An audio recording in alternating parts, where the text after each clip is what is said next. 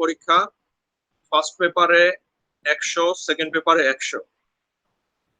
First পেপারের 100-র মধ্যে 20 marks থাকবে এমসিকিউ, 70 থাকবে এসএকিউ। 70 মার্কসের এসএকিউ তে টোটাল 14টা কোশ্চেন অ্যান্সার করতে হয়। প্রত্যেকটা কোশ্চেন 5 নম্বর করে, দুইটা গ্রুপে ডিভাইডেড থাকে এই 14টা কোশ্চেন। দুইটা গ্রুপে 8টা 16টা কোশ্চেন থাকে, একটা তোমার জন্য অপশনাল থাকবে, একটা এক্সট্রা কোশ্চেন থাকবে যেখান থেকে 8টা থেকে 7টা করে অ্যান্সার করতে হবে। এবং সচরাচর এই 8টা কোশ্চেনের মধ্যে 8ম নাম্বার কোশ্চেনটা থাকে দুইটা শর্ট নোট, এবং প্রত্যেক কোশ্চেন ইকুয়াল মার্কস ক্যারি করে। দ্যাট ইজ 7টা কোশ্চেনে 5 করে, 5 7 35, গ্রুপ এ তে 35, গ্রুপ বি তে 35। তাহলে 70 আর 20 90, বাকি যে 10 নাম্বার থাকলো সেই 10 নাম্বারটা থাকতেছে তোমাদের সারা বছরের পারফরমেন্সের উপরে।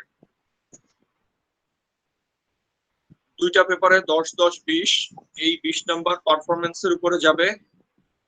দ্যাট ইজ এই 20 নাম্বার ডিভাইডেড 18 নাম্বার থাকবে তোমাদের টার্ম কমপ্লিটেশনের উপরে।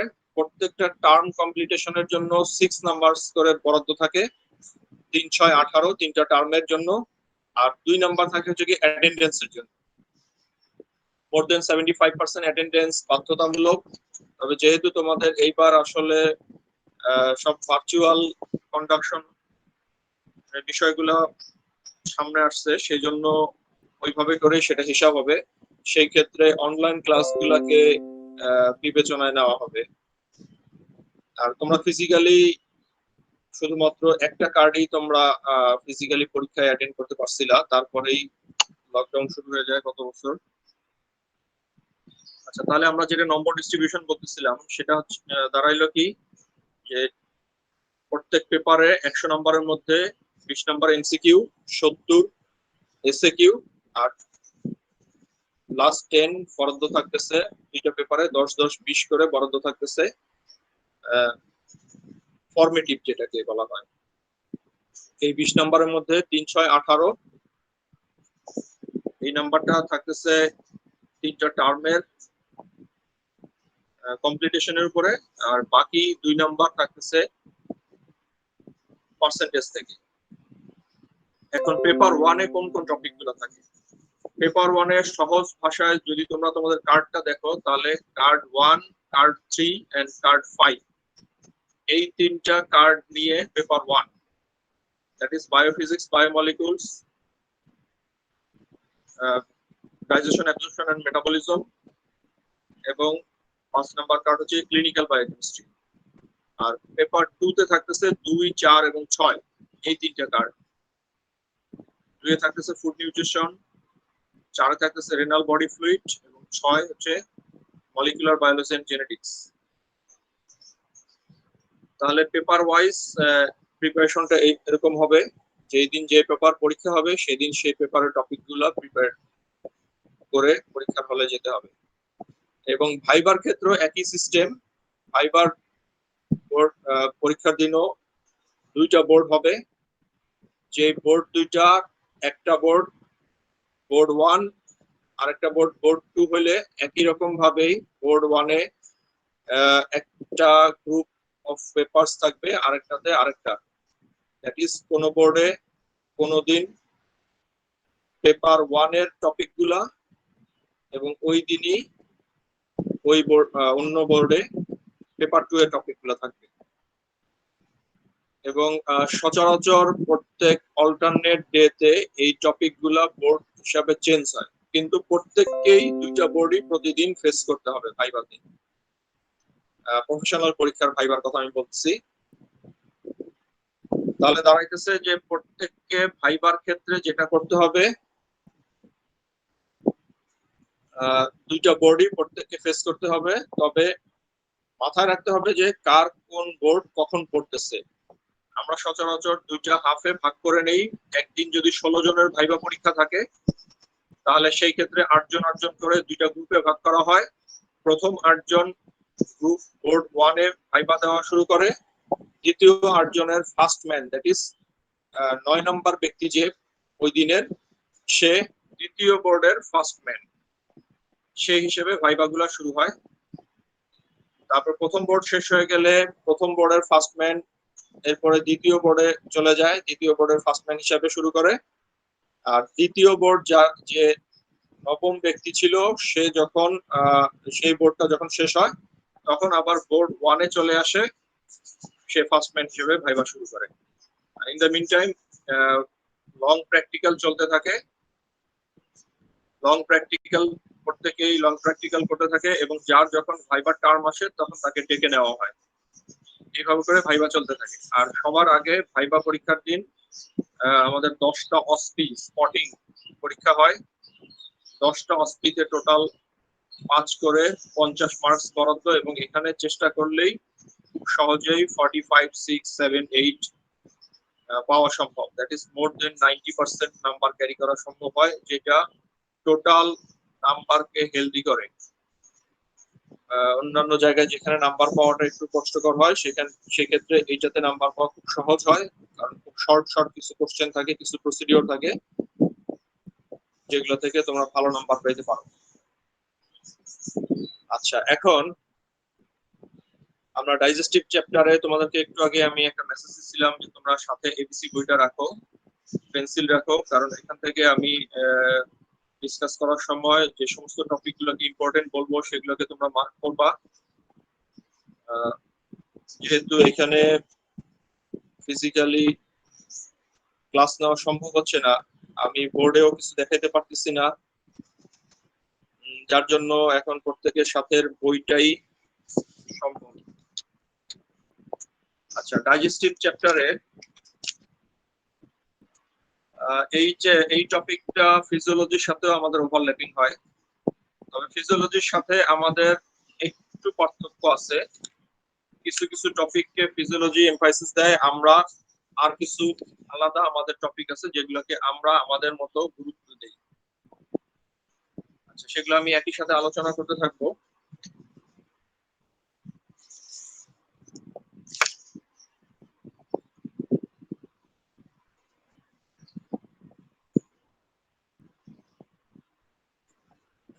আচ্ছা, তোমাদের কি লাইটে অসুবিধা হচ্ছে? একজন একটু রেসপন্স করো। না স্যার। পিছন দিকে যে লাইট, সেটাতে সমস্যা হচ্ছে না? আচ্ছা, ঠিক আছে।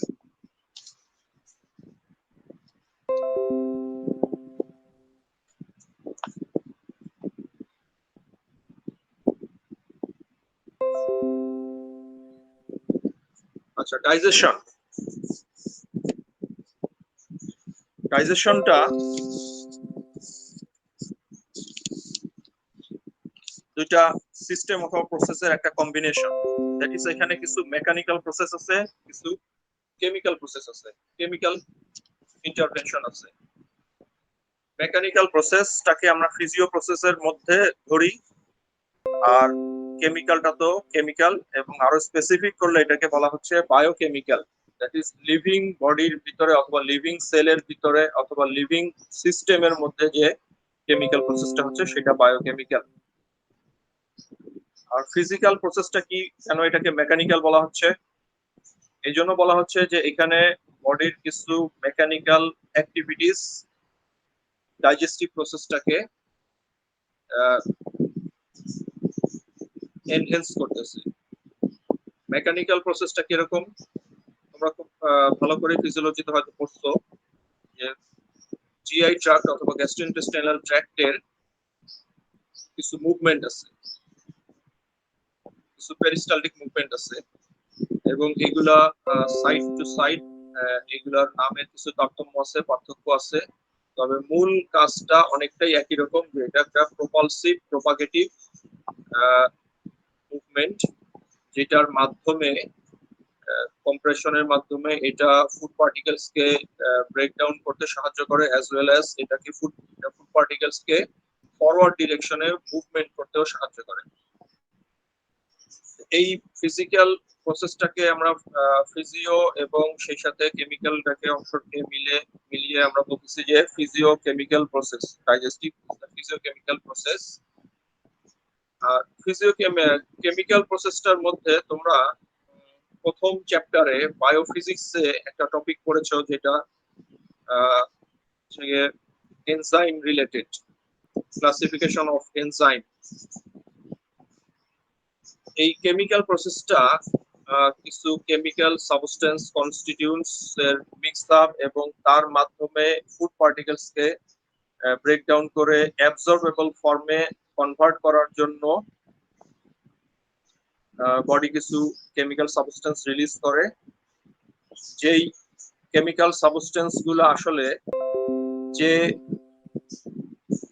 পদ্ধতি অনুসরণ করে এই প্রক্রিয়াটাতে পার্টিসিপেট করে সেটা হচ্ছে কি হাইড্রোলাইসিস।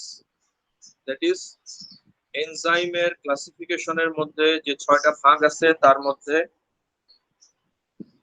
একটা অংশ এই হাইড্রোলাইসিসের মাধ্যমে করে। সেই হাইড্রোলাইসিস প্রক্রিয়ার এনজাইম গুলাই মূলত ডাইজেস্টিভ এনজাইম।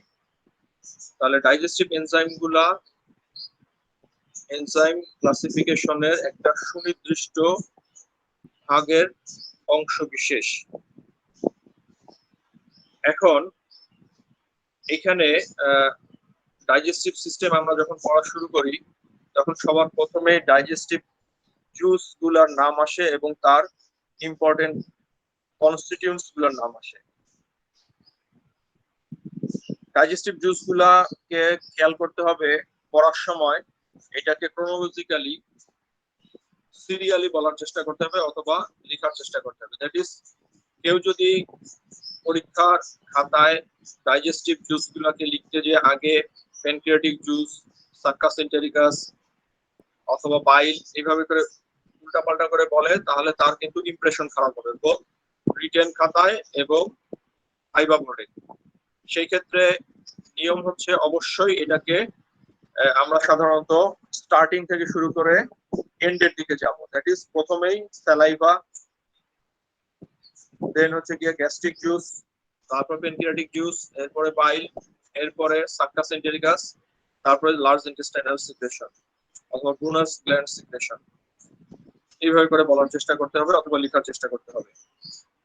সিরিয়ালটাকে অবশ্যই ঠিক রাখতে হবে, তাহলে এটা রিটেন খাতাতেও নাম্বার ভালো ক্যারি করবে এবং সেই সাথে ভাইবা বোর্ডেও ইমপ্রেশন ভালো করবে। দেন হচ্ছে গিয়ে এইটা থেকে আর কি জানবো, ফিজিওলজিতে যেমন এটা থেকে এটার কনস্টিটিউয়েন্টস গুলো সম্পর্কে ডিটেইলস পড়ানো হয়। আমাদের ক্ষেত্রে সেটা এত বেশি না। আমাদের ক্ষেত্রে প্রত্যেকটা ডাইজেস্টিভ জুসের যেটা জানতে হবে সেটা হচ্ছে গিয়ে সোর্সটা জানতে হবে, দ্যাট ইজ স্যালাইভা, কোথা থেকে আসতেছে স্যালাইভারি গ্ল্যান্ড থেকে। প্যানক্রিয়াটিক জুস কোথা থেকে আসতেছে প্যানক্রিয়াটিক এক্সোক্রাইনিক সিক্রেশন থেকে। জাস্ট এতটুকু, এর চেয়ে বেশি না। আর জানতে হবে হচ্ছে কি ডেইলি সিক্রেশন এবং পিএইচ। ডেইলি সিক্রেশনটা এবং পিএইচ, এই টোটাল 3টা টপিক প্রত্যেকটা জুস থেকে জানতে হবে। দ্যাট ইজ স্যালাইভা থেকে কি জানবো, স্যালাইভা কোথা থেকে সিক্রেট হচ্ছে, স্যালাইভার ডেইলি সিক্রেশন কত এবং স্যালাইভার সিক্রেশনের পিএইচ কত। আচ্ছা, আরেকটা জিনিস আছে যেটা important constituents of that juice, that is স্যালাইভাতে কি কি ইম্পর্টেন্ট কনস্টিটিউয়েন্টস পাওয়া যায়। আমাদের ক্ষেত্রে শুধুমাত্র জানতে হবে ইম্পর্টেন্ট 2-3টা কনস্টিটিউয়েন্টস এর নাম। দ্যাট ইজ ওভারঅল কম্পোজিশনের কোনো দরকার নাই, মানে স্যালাইভাতে কত পার্সেন্ট ওয়াটার থাকতেছে, কত পার্সেন্ট অর্গানিক, কত পার্সেন্ট ইনঅর্গানিক, এগুলার আলাদা আলাদা প্রত্যেকটার নাম এবং পার্সেন্টেজ, এগুলার কোনো দরকার নাই। আমাদের ক্ষেত্রে শুধুমাত্র জানতে হবে স্যালাইভাতে ইম্পর্টেন্ট জিনিস আছে জাস্ট 2-3টা, যেমন একটা থাকতেছে মিউকাস, 2 নাম্বার থাকতেছে একটা enzyme that is salivary alpha amylase carbohydrate splitting enzyme, আর স্যালাইভারি লাইপেজ যেটাকে বলা হয় লিঙ্গুয়াল লাইপেজ। এই 3টা জিনিস জানতে পারলেই যথেষ্ট, বোধ লেখার ক্ষেত্রে পরীক্ষার খাতায় এবং বলার ক্ষেত্রে ভাইবা বোর্ডে। আচ্ছা, তাহলে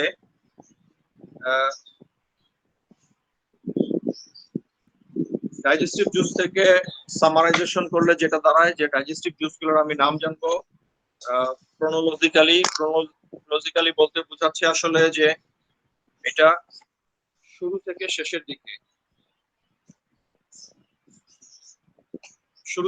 দিকে সেই হিসাবে, এবং সেই সাথে জানবো এটার সোর্স, প্রত্যেকটা ডাইজেস্টিভ জুসের সোর্স।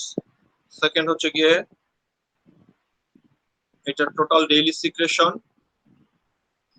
এটা হইতে পারে রেঞ্জে অথবা হচ্ছে গিয়ে on an average, that is স্যালাইভার ডেইলি রেঞ্জ হচ্ছে কি 800 থেকে 1500 ml, on an average 1000 ml, মানে 1 লিটার, 800 থেকে 1500 মিলিলিটার, এন্ড এভারেজে 1000 মিলিলিটার অথবা 1 লিটার, সেই হিসাবে জানা।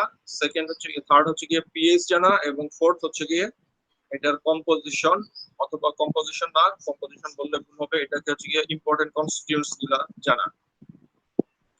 এবং অন্যান্য ডাইজেস্টিভ জুস গুলা যেগুলোর আসলে ইম্পর্টেন্ট কনস্টিটিউয়েন্টস এর সংখ্যা বেশি, সেগুলোকে গ্রুপ ওয়াইজ লেখার অথবা বলার চেষ্টা করতে হবে। যেমন প্যানক্রিয়াটিক জুসে অনেক রকমের এনজাইম আছে, ডাইজেস্টিভ এনজাইম, সো সেগুলোকে ক্যাটাগরাইজ করে গ্রুপ ওয়াইজ লিখতে হবে অথবা বলতে হবে। যেমন তুমি বদবাধা একটা কার্বোহাইড্রেট স্প্লিটিং এনজাইমের নাম বললা, আবার একটা লাইপোলাইটিক এনজাইমের নাম বললা, আবার একটা প্রোটিওলাইটিক এনজাইমের নাম বললা, এইভাবে না। দ্যাট ইজ প্যানক্রিয়াটিক সিক্রেশনে অথবা প্যানক্রিয়াটিক জুসে যতগুলা কার্বোহাইড্রেট স্প্লিটিং এনজাইম আছে যদি থেকে থাকে তাহলে তার নাম, এরপরে প্রোটিওলাইটিক যতগুলোর নাম আছে সবগুলাকে একসাথে, তারপর হচ্ছে গিয়ে লাইপোলাইটিক যা আছে সেগুলোকে সবগুলোকে একসাথে, এবং এর বাইরে অন্য কোনো ইম্পর্টেন্ট কনস্টিটিউয়েন্ট থাকলে সেগুলাকে আবার। এখন গ্যাস্ট্রিক জুসের ক্ষেত্রে যেরকম অনেক সময় পরীক্ষায় কোশ্চেন আসে যে name 4 important constituents of gastric juice, সেই ক্ষেত্রে কি করতে হবে, এটারও ইম্পর্টেন্স অনুযায়ী এটাকে লিখতে হবে যে কোন জিনিসগুলা ইম্পর্টেন্ট বেশি। অবশ্যই এই 4টা জিনিসই এখানে মোস্ট ইম্পর্টেন্ট। একটা যেমন মিউকাস, সেকেন্ড ওয়ান হচ্ছে হাইড্রোক্লোরিক অ্যাসিড, থার্ড ওয়ান আছে proteolytic enzyme, and fourth one আছে ইন্ট্রিনসিক ফ্যাক্টর অফ ক্যাসেল। এখানে গ্যাস্ট্রিক জুসের ক্ষেত্রে লাইপোলাইটিক এনজাইমের থেকে ইন্ট্রিনসিক ফ্যাক্টরটা অনেক বেশি ইম্পর্টেন্ট, কারণ প্রোটিওলাইটিক এনজাইমে গ্যাস্ট্রিক লাইপেজের তুলনায় gastric intrinsic factor of castle অনেক বেশি ইম্পর্টেন্ট। কারণটা হচ্ছে গিয়ে গ্যাস্ট্রিক লাইপেজ যদি ডেফিসিয়েন্সিও হয় সেটাকে অন্যান্য লাইপেজ গুলা ব্যাকআপ সাপোর্ট দিয়ে ওভারকাম করতে পারে, কিন্তু ইন্ট্রিনসিক ফ্যাক্টর অফ ক্যাসেল যদি ডেফিসিয়েন্সি হয়ে যায় তাহলে তার একটা বড় রকমের মেটাবলিক ডিসঅর্ডার তৈরি হবে, এবং আলটিমেটলি তার এনিমিয়া তৈরি করে, যেটাকে আমরা আসলে মেগালোব্লাস্টিক এনিমিয়া বলি, এবং সিভিয়ার কম্বাইন্ড ডেফিসিয়েন্সিটাকে আমরা পার্নিশিয়াস এনিমিয়া বলি। সো এরকম ইম্পর্টেন্স বুঝে কোনটাকে আমি সামনে রাখবো, কোনটাকে বাদ দিব, সেটাকে মাথায় রেখেই পরীক্ষা ফেস করতে হবে। তাহলে এখানে যদি আমি গ্যাস্ট্রিক জুসের ক্ষেত্রে 4টার নাম বলতে চাই, তাহলে মিউকাস থাকবে, হাইড্রোক্লোরিক অ্যাসিড থাকবে, প্রোটিওলাইটিক এনজাইম থাকবে, এবং ইন্ট্রিনসিক ফ্যাক্টর অফ ক্যাসেল থাকবে। যদি 4টার নাম পরীক্ষা কোশ্চেনে মেনশন করে দেয় যে 4টার নাম লিখো, তাহলে 4টা। যদি বলে যে কি কি ইম্পর্টেন্ট কনস্টিটিউয়েন্টস আছে, সেই ক্ষেত্রে তুমি 5টা 6টা আরো লিখতে পারো যা আছে, কিন্তু প্রথমে এই 4টাকে রেখে নিতে হবে, তারপরের গুলাকে পরের তালিকায় স্থান দিতে হবে। আচ্ছা, পাইলের ক্ষেত্রে একটা জিনিস আসে, ডাইজেস্টিভ জুস হিসেবে পাইলের কম্পোজিশন দেখলে আমরা দেখি যে এই কম্পোজিশনে কোনো এনজাইম নাই, সবগুলাই আছে পাইল সল্ট, পাইল পিগমেন্টস, তারপর কিছু আছে কোলেস্টেরল স্টার, লেসিথিনেস, এই জিনিসগুলা। এখন অনেক সময় রিটেনে এবং ভাইভায় কোশ্চেন আসে যে পাইলে কম্পোজিশন কি এবং পাইলকে কেন ডাইজেস্টিভ জুস বলা হচ্ছে যদিও পাইলের মধ্যে কোনো ডাইজেস্টিভ এনজাইম নাই।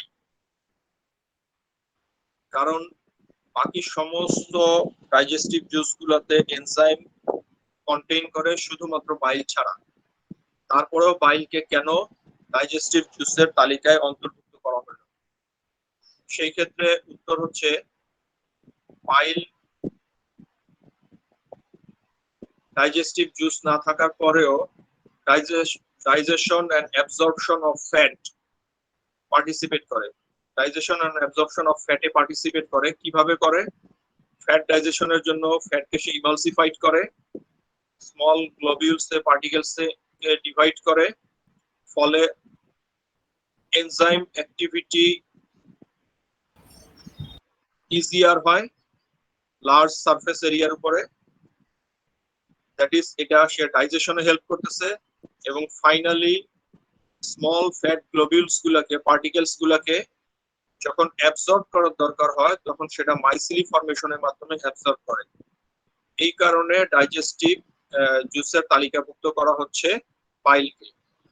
তাহলে উত্তরটা এক কথায় যদি আমরা সংক্ষেপে বলি সেটা দাঁড়াচ্ছে যে বাইল যদিও ডাইজেস্টিভ এনজাইম ধারণ করে না কিন্তু digestion and absorption of fat কে পার্টিসিপেট করে, এই জন্য এটাকে বলা হচ্ছে ডাইজেস্টিভ জুস। এবং কিভাবে করে সেটাও আমরা বললাম যে ফ্যাট ইমালসিফিকেশনের মাধ্যমে এটা ডাইজেশন করে আর মাইসিলি ফর্মেশনের মাধ্যমে এটা অ্যাবজর্পশন করে।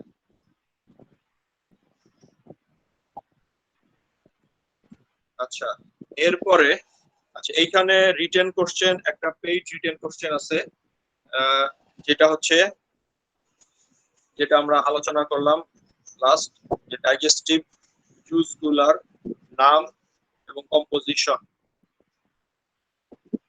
অথবা important constituents of the digestive juice, different digestive juice. রিটেনে আউট অফ 5 এটা সাধারণত 4 নাম্বারের কোশ্চেন আসে, কখনো কখনো 3ও থাকতে পারে। দ্যাট ইজ এর সাথে হয়তো আরেকটা কোশ্চেন একটা পার্ট অফ কোশ্চেন এর সাথে থাকতে পারে, হতে পারে সেটা যে define digestion or define absorption, name the digestive juice present in the GI tract of a human body, এইভাবে করে কোশ্চেনটা আসতে পারে। তাহলে এই কোশ্চেনটা লেখা কিন্তু খুব সহজ, একটা ছোট্ট ছক আকারে প্রেজেন্ট করতে পারলেই, যদি এটা 4 থাকে ভালো প্রেজেন্টেশন হলে, ইনফরমেশন কমপ্লিট থাকলে 4 এ 4 পাবা। সো বায়োকেমিস্ট্রিতে নাম্বার পাওয়া কিন্তু খুব ইজিয়ার। অন্যান্য সাবজেক্টগুলোর তুলনায় বায়োকেমিস্ট্রিতে লেখা অনেক কম, টু দি পয়েন্ট লেখা হতে হবে এবং নাম্বার ক্যারি করতে পারবে অনেক বেশি, অনেক ভালো নাম্বার হয়। আর যদি দায়সারা গোছের কেউ লিখে শুধু নাম কয়েকটা লিখে দিল তাহলে তার নাম্বারও সেরকমই হবে, কারণ 65 স্টুডেন্টস এর মধ্যে কারো কোনো একজনের খাতা যদি ভালো প্রেজেন্টেড হয় তাহলে তার কম্পারিজনে বাকিরা কিন্তু কম পাবে। তো চেষ্টা করতে হবে যে অবশ্যই তোমাকে যতটুকু চাওয়া হয়েছে ততটুকু টু দি পয়েন্টে যেন খাতায় প্রেজেন্ট থাকে। ভাইবার ক্ষেত্রে হয়তো অল্প কিছু এদিক সেদিক কম বেশি হইতে পারে, বলার ক্ষেত্রে ইনস্ট্যান্ট বলতে গেলে একটা দুইটা পয়েন্ট মিস হয়ে যায়, কিন্তু লেখার ক্ষেত্রে সাধারণত পয়েন্ট গুলা মিস না করার চেষ্টা করতে হবে। সেকেন্ড টপিকটা ডাইজেস্টিভ সিস্টেম থেকে, সেটা হচ্ছে গিয়ে local hormones of GI tract. এই যে ডাইজেস্টিভ জুস গুলো রিলিজ হচ্ছে এবং ডাইজেশন এন্ড অ্যাবজর্পশন প্রক্রিয়াটা চলমান থাকতেছে, এইটার জন্য কিছু হরমোন বডিতে কাজ করতেছে যেগুলোকে লোকাল হরমোন বলা হচ্ছে। এটা as a whole throughout the whole বডিতে এরা কাজ করে না, একটা সার্টেন লোকাল এরিয়ার উপরে কাজ করে, যার জন্য এদেরকে লোকাল হরমোন বলা হচ্ছে এবং এরা রিলিজ হয় লোকাল এরিয়া থেকে। দ্যাট ইজ এরা কোনো ডিস্টাল পার্ট থেকে রিলিজ হয়ে আসে না, লোকাল এরিয়া থেকে রিলিজ হয়। দ্যাট ইজ যে জায়গায় কাজ করবে তার খুব অ্যারাউন্ড ভেরি নিয়ার ভিসিনিটি থেকে এরা রিলিজ হয় এবং লোকালি এরা কাজ করে, দ্যাট ইজ আশেপাশের অল্প কিছু জায়গার উপর এরা কাজ করে। এই কারণে এই হরমোন গুলোকে লোকাল হরমোন বলা হচ্ছে। বাট এরা হচ্ছে হরমোন, একদম ট্রু হরমোন, কিন্তু টপিক্যাল হরমোনের থেকে এদের পার্থক্য, অথবা ট্রু টপিক্যাল হরমোন থেকে এদের পার্থক্য, এরা লোকালি রিলিজ হয় এবং লোকালি অ্যাক্ট করে। এই ক্ষেত্রে লোকাল হরমোন অফ জিআই ট্র্যাক্টকে এটাও একটা regenerate question. Local hormone of GI ট্র্যাক্টকে এনলিস্ট করতে বলা হয় এবং তাদের কমন সোর্স, স্টিমুলাস এবং ফাংশন চাওয়া হয়। দ্যাট ইজ এরা কার স্টিমুলেশনে রিলিজ হয় এবং কি ফাংশন করে জিআই ট্র্যাক্টের উপরে। সেই ক্ষেত্রে এইটাকে তোমাদের এবিসি তে হয়তো এটাকে ফ্যামিলি ওয়াইজ অথবা গ্রুপ ওয়াইজ ক্যাটাগরাইজ করা নাই, সেই জন্য এটা আমাদের সাজেশন হবে এটাকে তোমাদের গ্রুপ ওয়াইজ অথবা ক্যাটাগরাইজ করে এটাকে প্রেজেন্ট করা। দ্যাট ইজ এটাকে ফ্যামিলি হিসেবে প্রেজেন্ট করতে হবে। লোকাল হরমোন অফ জিআই ট্র্যাক্টকে তিনটা ফ্যামিলিতে ডিভাইড করা হয়।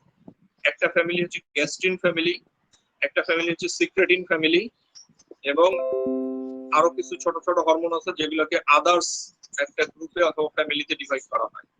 গ্যাস্ট্রিন ফ্যামিলি, সিক্রেটিন ফ্যামিলি এবং আদার্স, এই তিনটা ফ্যামিলিতে ডিভাইড করে এটাকে প্রেজেন্ট করতে হবে local hormone of GI tract. Gastrin ফ্যামিলির মধ্যে আছে দুইটা হরমোন, গ্যাস্ট্রিন এবং পলিসিস্টোকাইনিন। আর সিক্রেটিন ফ্যামিলির মধ্যে আছে সিক্রেটিন, জিআইপি এবং ভিআইপি, গ্যাস্ট্রিক ইনহিবিটরি পেপটাইড এবং ভেজোএক্টিভ ইন্টেস্টাইনাল পেপটাইড, এই তিনটা। আদার্স এর মধ্যে অনেকগুলো আছে, যেমন সোমাটোস্ট্যাটিন আছে, তারপরে মোটিলিন আছে, বম্বিসিন আছে, তারপরে ভিলিক্রিনিন আছে। এই ছোট ছোট কিছু হরমোন আছে যারা কিছু সাপোর্টিভ ফাংশন শো করে, তাদেরকে আলাদা আরেকটা গ্রুপে রাখা হয়েছে যেটাকে বলা হচ্ছে আদার্স ফ্যামিলি। তাহলে তিনটা ফ্যামিলিতে অবশ্যই ডিভাইড করে বলতে হবে, এবং তিনটা ফ্যামিলির যারা যারা পার্টিসিপেন্ট তাদেরকে এই ফ্যামিলির হেডলাইনের আন্ডারে রাখতে হবে। এখন এইটার ক্ষেত্রে সোর্স অনেক সময় চাওয়া হয় না, তারপরেও জানা থাকলে ভালো যে কোন হরমোনটা জিআই ট্র্যাক্টের কোন এরিয়া থেকে রিলিজ হচ্ছে। ঠিক আছে, যেমন গ্যাস্ট্রিন কোথা থেকে রিলিজ হয় অথবা পলিসিস্টোকাইনিন কোথা থেকে রিলিজ হয়। তবে ইম্পর্টেন্ট জিনিস হচ্ছে এদের ফাংশন, এরা কোনটা কোন ভাবে কাজ করে। ফাংশনের ক্ষেত্রে অনেক সময় এতগুলা ফাংশনকে মনে রাখা কষ্টকর হয়, সেই ক্ষেত্রে একটা সিস্টেম ফলো করতে হবে, একটু বুঝে এটাকে মুখস্থ করার চেষ্টা করতে হবে। সেটা হচ্ছে কি, গ্যাস্ট্রিন ফ্যামিলির হরমোন যে দুইটা, সেই দুইটা যে ফাংশন করে, সিক্রেটিন ফ্যামিলির ফাংশন তার অপোজিট। দ্যাট ইজ যে হরমোন ফ্যামিলিটা জিআই ট্র্যাক্টে অ্যাসিড সিক্রেশন বাড়ায় এবং গ্যাস্ট্রিক এমটিং স্লো করে, অন্য ফ্যামিলিটা অ্যাসিড সিক্রেশন কমায় এবং গ্যাস্ট্রিক যে emptying process, that is food particles এর মুভমেন্ট, এইটাকে আবার এনহ্যান্স করে। এই জিনিসটা, এই সূত্রটা মাথায় রাখতে হবে।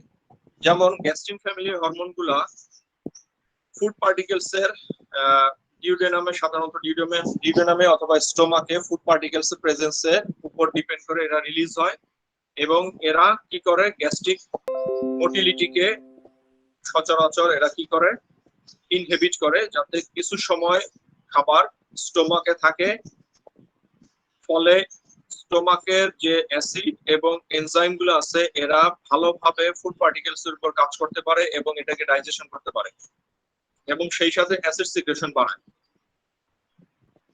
অন্যদিকে সিক্রেটিন ফ্যামিলি হরমোনগুলো কাজ শুরু করে কখন, যখন ফুড পার্টিকেলস ডিউডেনাম ক্রস করে আরো নিচের দিকে আসতে থাকে স্মল ইন্টেস্টাইনে, তখন হচ্ছে গিয়ে এরা হচ্ছে গিয়ে রিলিজ হওয়া শুরু হয়, এবং এরা কি করে, একই সাথে গ্যাস্ট্রিক অ্যাসিড সিক্রেশনকে ইনহিবিট করে এবং সেই সাথে ফুড পার্টিকেলস এর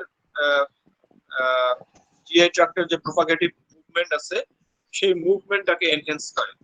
ফলে সুবিধা হচ্ছে কি, সুবিধা হচ্ছে ইন্টেস্টাইনাল যে সিক্রেশন গুলা, জুস গুলা, স্মল ইন্টেস্টাইনে যে ডাইজেস্টিভ জুস গুলা কাজ করে, সেগুলার সবগুলারই পিএইচ অ্যালকালাইন পিএইচ। এখন যদি আমার gastric secretion, that is acid secretion এখনো কন্টিনিউড থাকে, সেই ক্ষেত্রে সবচেয়ে বড় সমস্যা হবে যে এই অ্যাসিড গুলা স্মল ইন্টেস্টাইনাল যে সিক্রেশন গুলো আছে সেইগুলোকে নিউট্রাল করে ফেলবে। দ্যাট ইজ আমি অ্যালকালাইন পিএইচ পাবো না এবং আমার এনজাইমও কাজ করতে পারবে না। তাহলে গ্যাস্ট্রিক সিক্রেশন যদি আমি ইনহিবিট করতে না পারি, তাহলে অ্যাসিড চলে আসবে ইন্টেস্টাইনে এবং ইন্টেস্টাইনের যে অ্যালকালাইন মিডিয়া আছে, অ্যালকালাইন যে পরিবেশ আছে সেটাকে নষ্ট করে দিবে।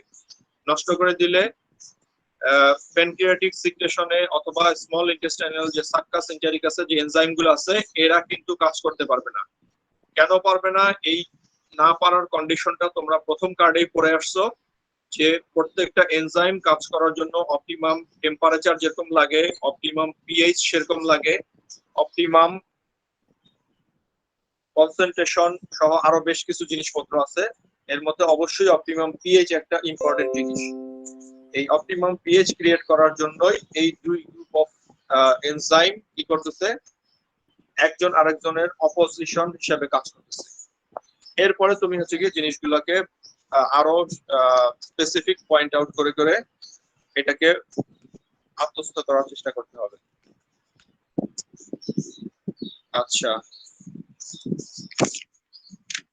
এরপরে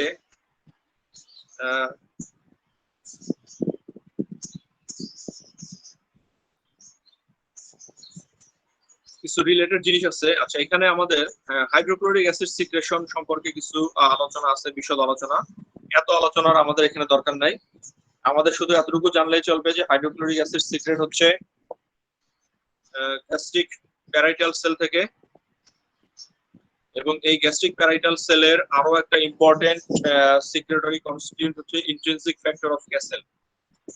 that is gastric parietal sell যদি কোনো কারণে ফেইলিওর হয় সেই ক্ষেত্রে আমাদের গ্যাস্ট্রিক হাইড্রোক্লোরিক অ্যাসিডের যেরকম সাপ্রেশন হবে অ্যাজ ওয়েল অ্যাজ আমরা ইন্ট্রিনসিক ফ্যাক্টর অফ ক্যাসেল থেকেও বঞ্চিত হব। তাহলে প্যারাইটাল সেল ফেল করলে হাইড্রোক্লোরিক অ্যাসিড সিক্রেশনও ফেল করবে এবং সেই সাথে ইন্ট্রিনসিক ফ্যাক্টর অফ ক্যাসেলও ফেল করবে, এবং intrinsic factor of castle dependent যে হিমোপয়েসিস সিস্টেম, দ্যাট ইজ আরবিসি যে সরি আরবিসি না, যে ভিটামিন অ্যাবজর্পশনের মাধ্যমে যে আরবিসির ম্যাচুরেশনের যে কোশ্চেন আসে সেই ম্যাচুরেশনের কোশ্চেনও ফেল করবে এবং আলটিমেটলি মেগালোব্লাস্টিক অ্যানিমিয়া ডেভেলপ করবে। আর টোটাল প্যারাইটাল সেল ফেল করলে তখন সেটাকে আমরা পার্নিশিয়াস অ্যানিমিয়া হিসেবে ট্রিট করব। এখন গ্যাস্ট্রিক এইচসিএল এর অনেক সময় ফাংশন চাওয়া হয়, এইটা তোমাদের দেখতে হবে কি কি ফাংশন করে। এটার বেশ কয়েকটা ফাংশন আছে, যেমন এটা একই সাথে অ্যাসিডিক মিডিয়া ক্রিয়েট করতেছে, ফলে স্ট্রং অ্যাসিডিক কন্ডিশনে যে এনজাইম কাজ করে তার ফাংশনকে এনহ্যান্স করতেছে, সেই সাথে লার্জ ফুড পার্টিকেলস গুলোকে হাইড্রোলাইসিস করতেছে, অ্যাসিডের প্রভাবে এদেরকে হাইড্রোলাইসিস করে স্মল পার্টিকেলস এ কনভার্ট করে, ফলে তার উপরে তখন এনজাইম কাজ করাটা সহজ হয়। এরপরে এটা আয়রন অ্যাবজর্পশনে সাহায্য করে, কারণ আমরা যে ফুড পার্টিকেলস এর মধ্যে আয়রন খাই সেই আয়রনটা থাকে ফেরিক ফর্মে, এবং এই ফেরিক ফর্মের আয়রনটা নন অ্যাবসর্বেবল। এন্টারোসাইটের মাধ্যমে যে আয়রনটা অ্যাবসর্ব হয় সেটা ফেরাস ফর্ম। সো এই ফেরিক ফর্মের আয়রনকে ফেরাসে কনভার্ট করার অন্যতম দায়িত্ব হাইড্রোক্লোরিক অ্যাসিডের। সেই সাথে ব্যাকটেরিয়াল কিলিং আছে, আরো কিছু অ্যাসোসিয়েটেড ফাংশন আছে হাইড্রোক্লোরিক অ্যাসিডের। আচ্ছা, এর বাইরে রিলেটেড আর তেমন কোনো কিছু আপাতত জানার দরকার নাই। আচ্ছা, এখন আমরা আসবো এনজাইম গুলো সম্পর্কে আরেকটা রিলেটেড ইনফরমেশন, সেটা হচ্ছে কি জাইমোজেন। জাইমোজেন কাকে বলে এবং জাইমোজেনের নাম আর তাদের active form. Zymogen group of এই নামটাকে কমনলি ইনক্লুড করা হয় প্রোটিওলাইটিক এনজাইম গুলোর ক্ষেত্রে। দ্যাট ইজ প্রোটিওলাইটিক এনজাইম গুলাকে তোমরা জানো যে এই এনজাইম গুলা যখন রিলিজ হয় তখন এরা ইনঅ্যাক্টিভ ফর্মে রিলিজ হয়।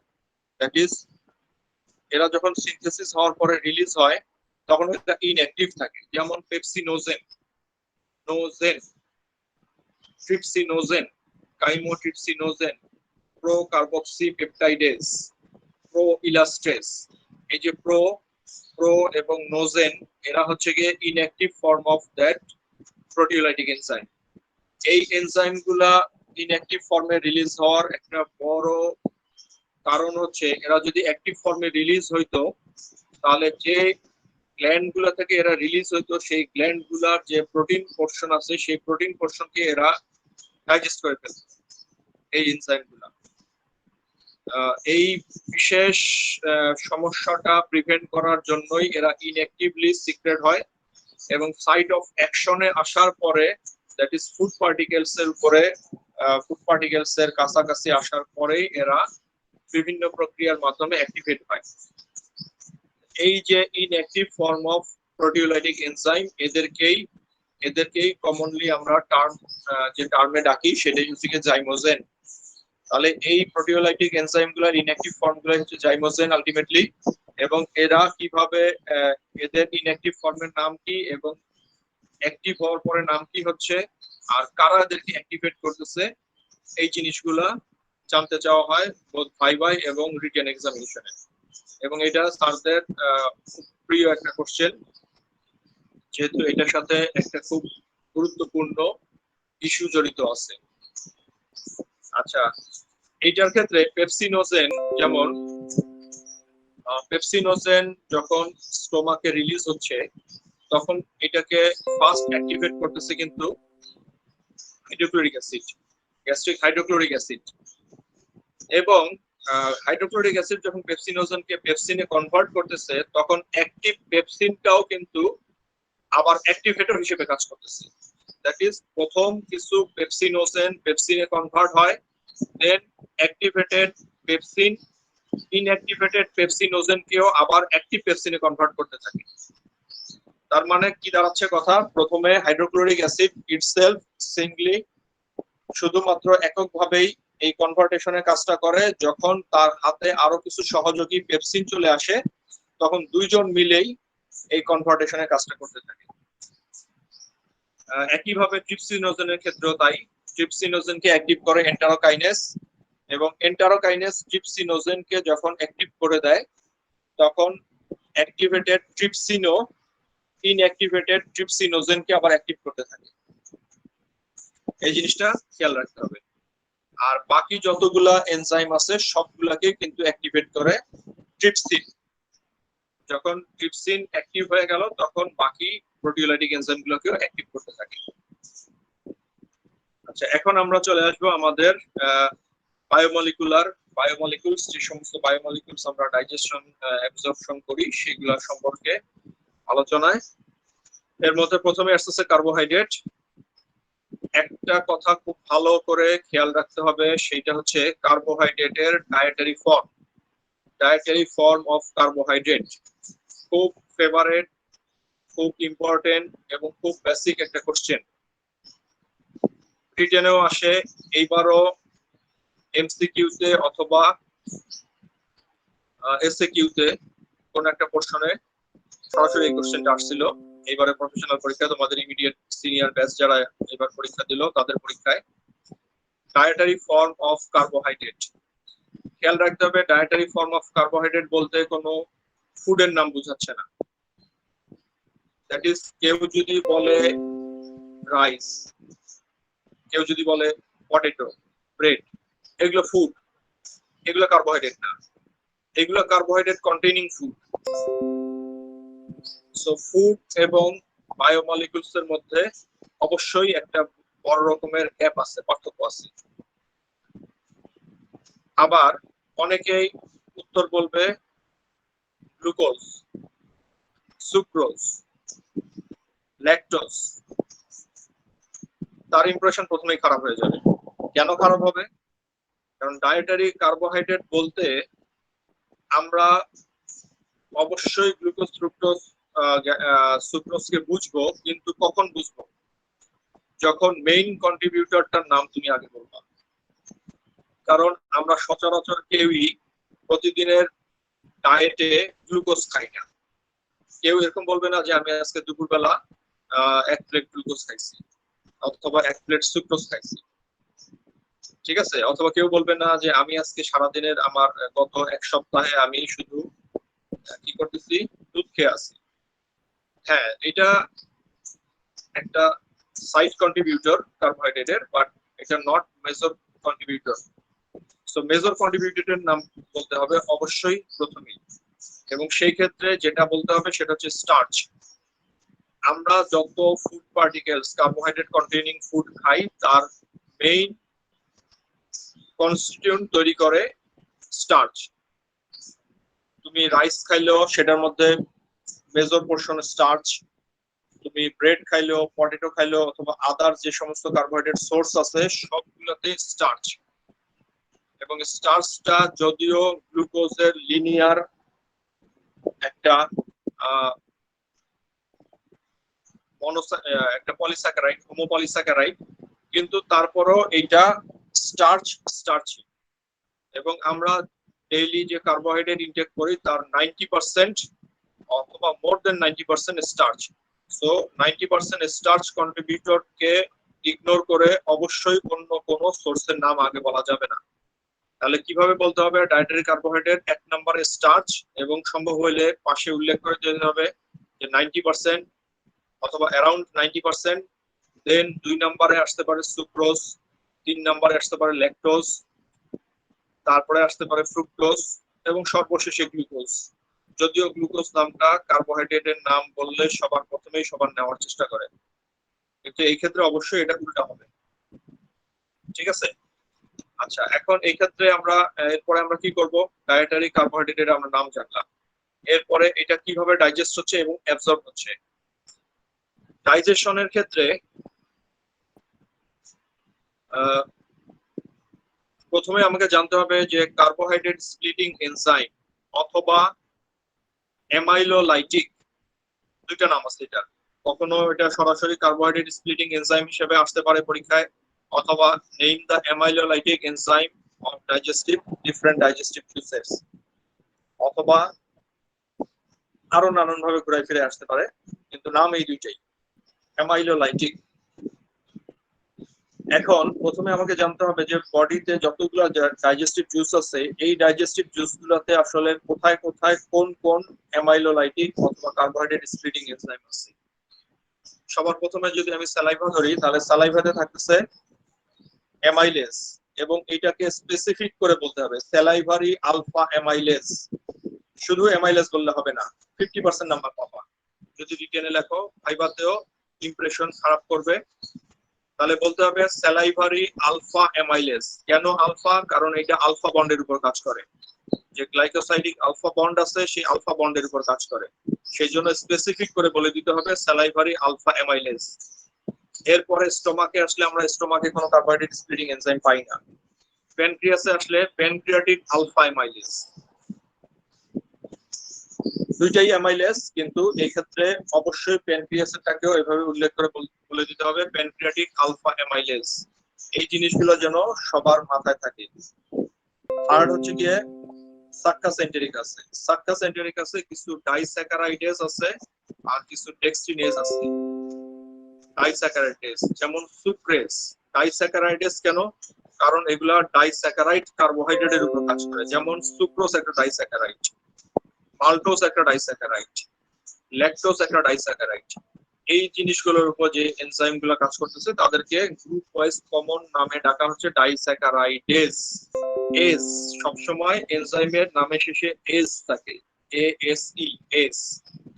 তাহলে ডাইস্যাকারাইডেজ থাকতেছে, আর থাকতেছে হচ্ছে গিয়ে আরেকটা স্পেশাল জিনিস যেটার নাম হচ্ছে গিয়ে ডেক্সট্রিনেজ। এই ডেক্সট্রিনেজ গুলার খুব গুরুত্বপূর্ণ কাজ আছে, যেটা হচ্ছে গিয়ে অলিগোস্যাকারাইডের উপর কাজ করে। তাহলে আমার হাতে কার্বোহাইড্রেট ডাইজেশনের জন্য এই কয়েকটা এনজাইম এই কয়েকটা লোকেশনে প্রেজেন্ট আছে। এখন আমি দেখবো যে এই এনজাইম গুলা কোন লোকেশনে কার্বোহাইড্রেটকে কতটুকু ডাইজেস্ট করতে পারে।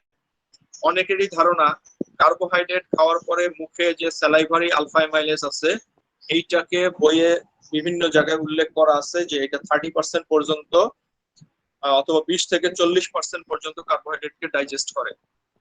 এই কথাটার অর্থ অনেকেই মনে করে যে যে স্টার্চ আমরা খাচ্ছি সেখান থেকে 100% স্টার্চের মধ্যে 20 to 40% স্টার্চ কি হয়ে গেছে, একদম গ্লুকোজে কনভার্ট হয়ে গেছে। নেভার, কখনোই এই dietary starch salivary alpha amylase অথবা প্যানক্রিয়াটিক আলফা অ্যামাইলেজ দিয়ে গ্লুকোজে কনভার্ট হবে না, নেভার। সব সময় মনে রাখতে হবে যে কখনোই এটা সম্ভব না। তাহলে কেন বলা হয়েছে 20 to 40% ডাইজেশন হচ্ছে? এই জন্য বলা হয়েছে যে টোটাল যে ডাইজেশন তার অ্যামাউন্ট, সেই অ্যামাউন্টকে যদি আমরা ট্রিট করি, সেই অ্যামাউন্ট হিসাবে লার্জ স্টার্চ মলিকুল গুলা ব্রেক ডাউন হয়ে যে ছোট ছোট ডাইস্যাকারাইড অথবা অলিগোস্যাকারাইডে কনভার্ট হয়েছে, সেইটার পরিমাণ 20 থেকে 40। But at the end of digestion with the help of salivary alpha amylase and pancreatic alpha amylase, the digestive end product of the dietary carbohydrate should be only oligosaccharides. That is 4 থেকে 8টা molecule সমৃদ্ধ, glucose molecule সমৃদ্ধ ক্ষুদ্র fragment. Starch ছিল অনেক বড় বড় molecules, সেগুলোকে আমি ভেঙে 4 থেকে 8টা মলিকুলসের অথবা 2 থেকে 3টা মলিকুলসের কি তৈরি করলাম? স্মল ফ্র্যাগমেন্ট অফ কার্বোহাইড্রেট তৈরি করছি। হইতে পারে এটা মাল্টোজ তৈরি হয়ে গেছে, অথবা মাল্টো ট্রায়োজ তৈরি হয়ে গেছে, অথবা 4 থেকে 8 গ্লুকোজ অণু বিশিষ্ট অলিগোস্যাকারাইড হয়ে গেছে। কিন্তু কখনোই এই স্যালাইভারি এবং প্যানক্রিয়াটিক আলফা অ্যামাইলেজের অ্যাকশনের ফলে তুমি কোনো গ্লুকোজ পাবা না। তাহলে আমি ডায়েটে কি খাইছিলাম?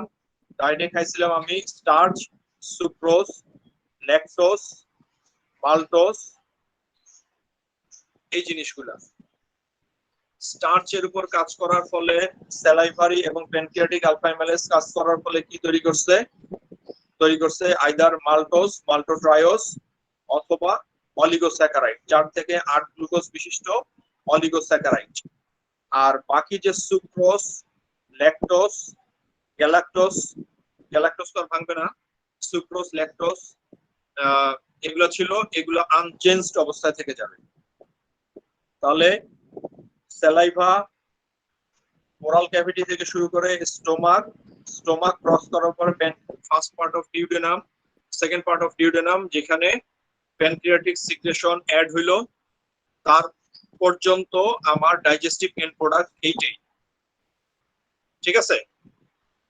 এরপরে কি হবে? যখন সাক্কাস এন্টেরিক অ্যাসিড এটার সাথে মিক্স আপ হবে এবং সাক্কাস এন্টেরিক অ্যাসিড যে ডাইস্যাকারাইডেস গুলো আছে, একটু আগে নাম বলছি আমি, সুক্রেজ, মাল্টেজ, ল্যাকটেজ এবং আলফা ডেক্সট্রিনেজ, এরা যখন কাজ শুরু করবে তখন আমার এই যে এন্ড প্রোডাক্ট গুলো ছিল সেগুলো ভাঙা শুরু করবে। আমি এর আগে পাইছিলাম কি কি?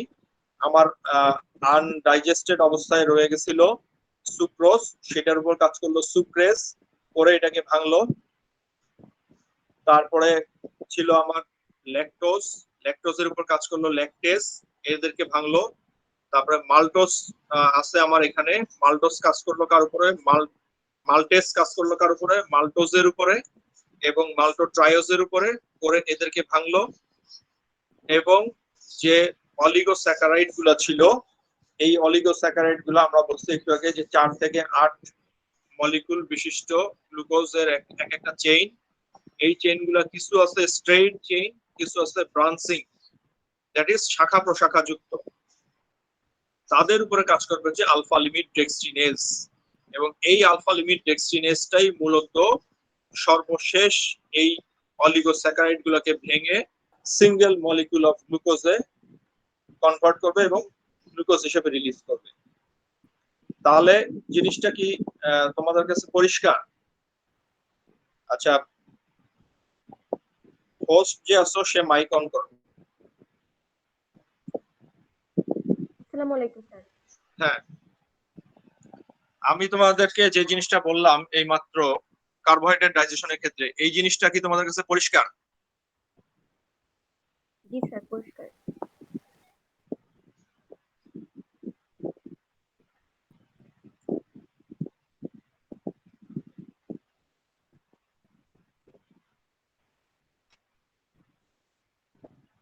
রেসপন্স করো কেউ? জি স্যার। আচ্ছা, এই বিষয়ে কারো কোনো কোশ্চেন আছে? যার কোশ্চেন আছে সে মাইক অন করো আর কোশ্চেন করো। স্যার আসসালামু আলাইকুম। ওয়ালাইকুম আসসালাম। স্যার যদি যদি স্যার রিটেনে আসে যে ডাইজেশন অফ কার্বোহাইড্রেট, সেক্ষেত্রে তো পুরাটা লেখা তো টাইম পাওয়া যায় না, সেক্ষেত্রে কি ফ্লো চার্ট ইউজ করে লেখা যাবে? কেন টাইম পাওয়া যাবে না? কার্বোহাইড্রেট ডাইজেশনের ক্ষেত্রে তোমার ফ্লো চার্ট এবং সেই সাথে ফ্লো চার্ট গুলাকে এক্সপ্লেইন করার জন্য দুই একটা করে লাইন লিখতে হবে। যেমন আমি এখানে আমার বর্ণনার ক্ষেত্রে আমরা যখন এখানে ডিসকাস করতেছিলাম, আমি কিন্তু প্রথমেই বলছি যে তোমার ডায়েটারি ফর্ম অফ কার্বোহাইড্রেট, এটা তুমি তো ফ্লো চার্টের মধ্যে ওইভাবে করে লিখতে পারবে না, এটা তোমাকে আগে হেডলাইন হিসেবে লিখে দিতে হবে। তারপরে তুমি ফ্লো চার্ট ইউজ করতে পারো। হ্যাঁ, ফ্লো চার্ট ইউজ করলে জিনিসটা ক্লিয়ার হয়, বেশি ভালো হয়। কিন্তু যে জিনিসগুলোকে মনে হবে যে এই জিনিসটার এক্সপ্লানেশন সাইডে লেখা দরকার, সেটা অবশ্যই পাশে লিখতে হবে।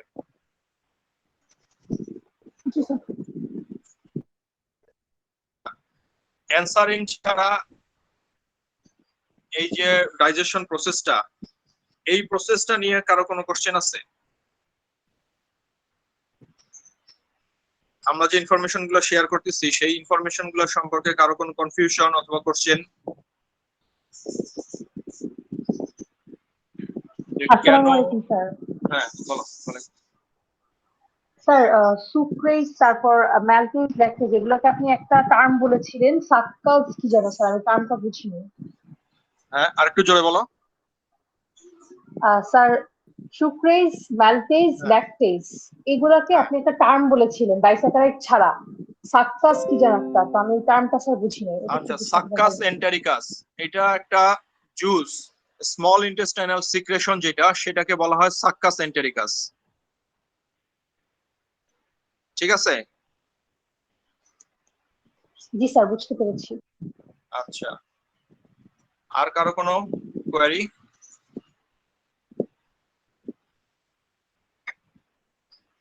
আচ্ছা, তাহলে আমরা আবার সামনের দিকে যাই।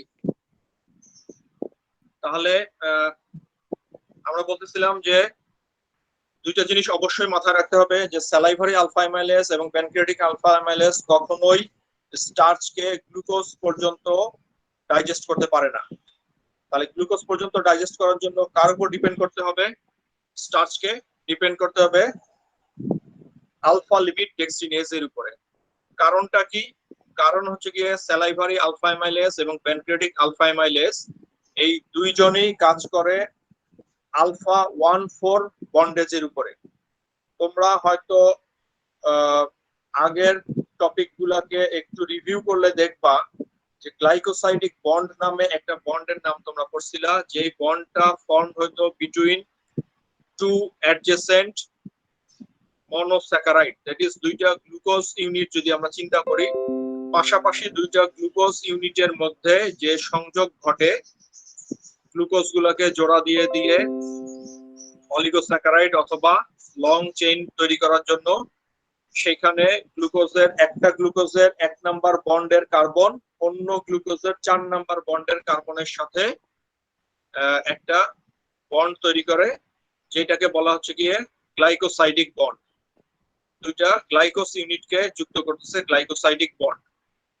এই বন্ড দুটো ফর্ম হচ্ছে 1 এবং 4 কার্বনের মধ্যে, এবং এটা হচ্ছে alpha form, that is hydroxyl group এই ক্ষেত্রে থাকতেছে ডান দিকে অথবা উপরের দিকে, এই জন্য এটা আলফা ফর্ম।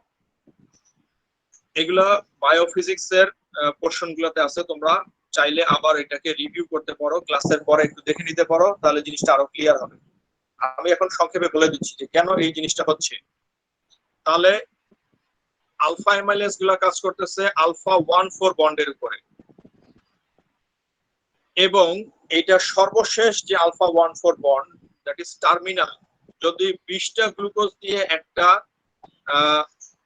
স্টার্চ অণু তৈরি হয়, তাহলে 19 নাম্বার বন্ডের উপরে এরা কাজ করতে পারে না।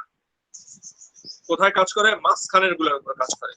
ফলে এই বড় 20টা গ্লুকোজ মলিকুল বিশিষ্ট একটা লার্জ মলিকুল কি হয়, ভেঙে ভেঙে কখনো 3টা, কখনো 5টা, কখনো 8টা, কখনো 6টা, এরকম ছোট ছোট ফ্র্যাগমেন্ট তৈরি হয়ে যায়। কিন্তু সর্বশেষ যেটা বললাম একটু আগে, যে টার্মিনাল লাস্টেরটা উপরে কাজ করে না। আর কোথায় কাজ করে না? এমনও হতে পারে যে 20টা মলিকুলস দিয়ে একটা লিনিয়ার ফর্ম তৈরি হয়ে গেছে, সেই সাথে ব্রাঞ্চ তৈরি হয়েছে, ব্রাঞ্চিং। ব্রাঞ্চ গুলো তৈরি হয় কিভাবে? একটা কার্বনের একটা গ্লুকোজের 1 নাম্বার কার্বনের সাথে অন্য গ্লুকোজের 6 নাম্বার কার্বনের একটা গ্লাইকোসাইডিক বন্ড তৈরি হয়, যেটাকে বলা হয় আলফা 1,6 গ্লাইকোসাইডিক বন্ড। এই বন্ডের মাধ্যমে ব্রাঞ্চ তৈরি হয়। তাহলে লিনিয়ার অথবা সরল রেখা তৈরি হয় আলফা 1,4 এর মাধ্যমে, ব্রাঞ্চিং তৈরি হয় আলফা 1,6 এর মাধ্যমে। এই দুই ধরনের বন্ডের মধ্যে টার্মিনাল পোর্শনের গ্লাইকোসাইডিক বন্ডকে এবং ব্রাঞ্চিং এর গ্লাইকোসাইডিক বন্ডকে ভাঙার ক্ষমতা রাখে না স্যালাইভারি এবং প্যানক্রিয়াটিক আলফা অ্যামাইলেজ। এদেরকে ভাঙার শুধুমাত্র ক্ষমতা রাখে আলফা লিমিট ডেক্সিনেজ।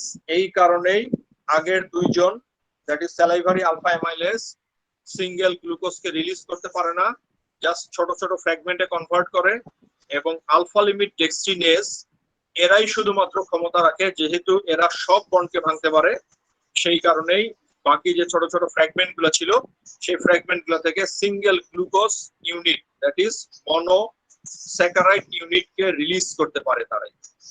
ঠিক আছে?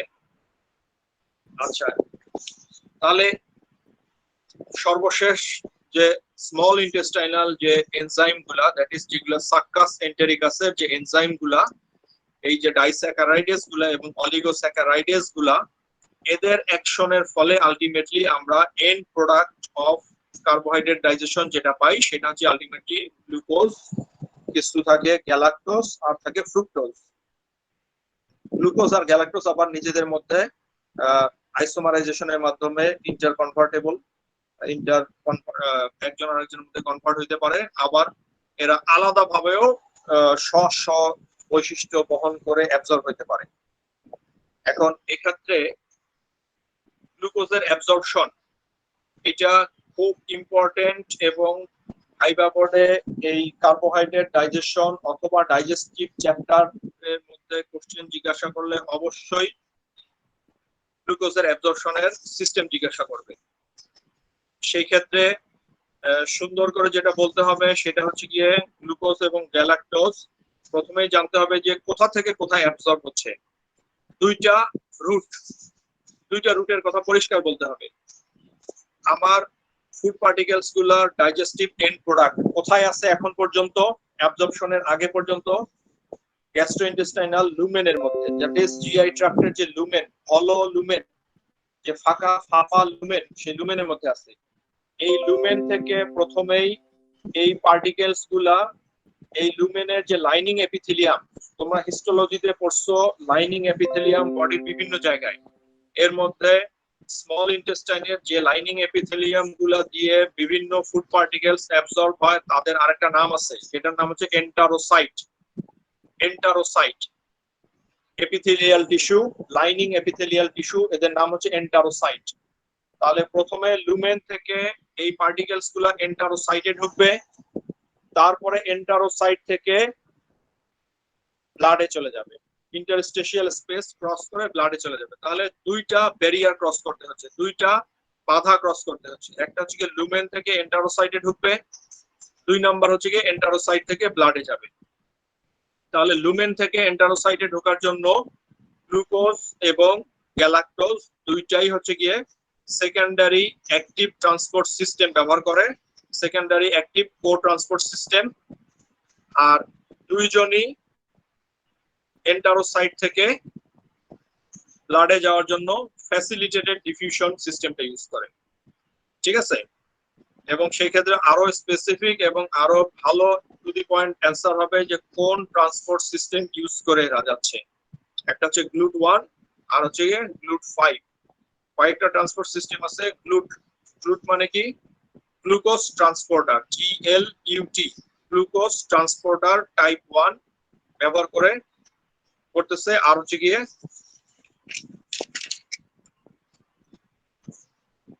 গ্লুট 2, আচ্ছা সরি, সেকেন্ডারি অ্যাক্টিভ ট্রান্সপোর্ট যেটা সেটা হচ্ছে SGLT1। SGLT তে কি হয়? S তে সোডিয়াম, GL তে গ্লুকোজ ডিপেন্ডেন্ট, আর T তে হচ্ছে ট্রান্সপোর্ট সিস্টেম টাইপ 1। তাহলে SGLT1, SGLT1, sodium dependent glucose transporter 1।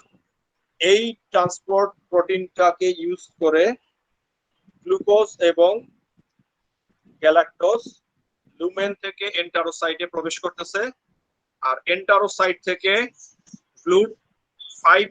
গ্লুট2 ব্যবহার করে এটা ফ্যাসিলিটেটেড ডিফিউশনের মাধ্যমে ব্লাডে চলে যাচ্ছে। অন্যদিকে ফ্রুক্টোজ কি করতেছে? ফ্রুক্টোজের ক্ষেত্রে দুইটাই ফ্যাসিলিটেটেড ডিফিউশন, এবং এই ক্ষেত্রে দুইটা ভিন্ন ট্রান্সপোর্ট সিস্টেম ইউজ করে, একটা গ্লুট5 আর একটা হচ্ছে গ্লুট2। তাহলে সামারি করলে আমরা এটা বলতে পারি যে শুধুমাত্র গ্লুকোজ এবং গ্যালাক্টোজ এন্টারোসাইটে প্রবেশের জন্য secondary active transport system use করে, সেকেন্ডারি অ্যাক্টিভ কো ট্রান্সপোর্ট। আর ফ্রুক্টোজ বোথ লুমেন থেকে এন্টারোসাইট এবং এন্টারোসাইট থেকে ব্লাডে যাওয়া, সেই সাথে গ্লুকোজ আর গ্যালাক্টোজ এন্টারোসাইট থেকে ব্লাডে যাওয়ার জন্য এই তিনটা পদ্ধতি হচ্ছে ফ্যাসিলিটেটেড ডিফিউশন। এবং ফ্যাসিলিটেটেড ডিফিউশনও তোমরা জানো যে ক্যারিয়ার ডিপেন্ডেন্ট, শুধু এখানে পার্থক্য হচ্ছে গিয়ে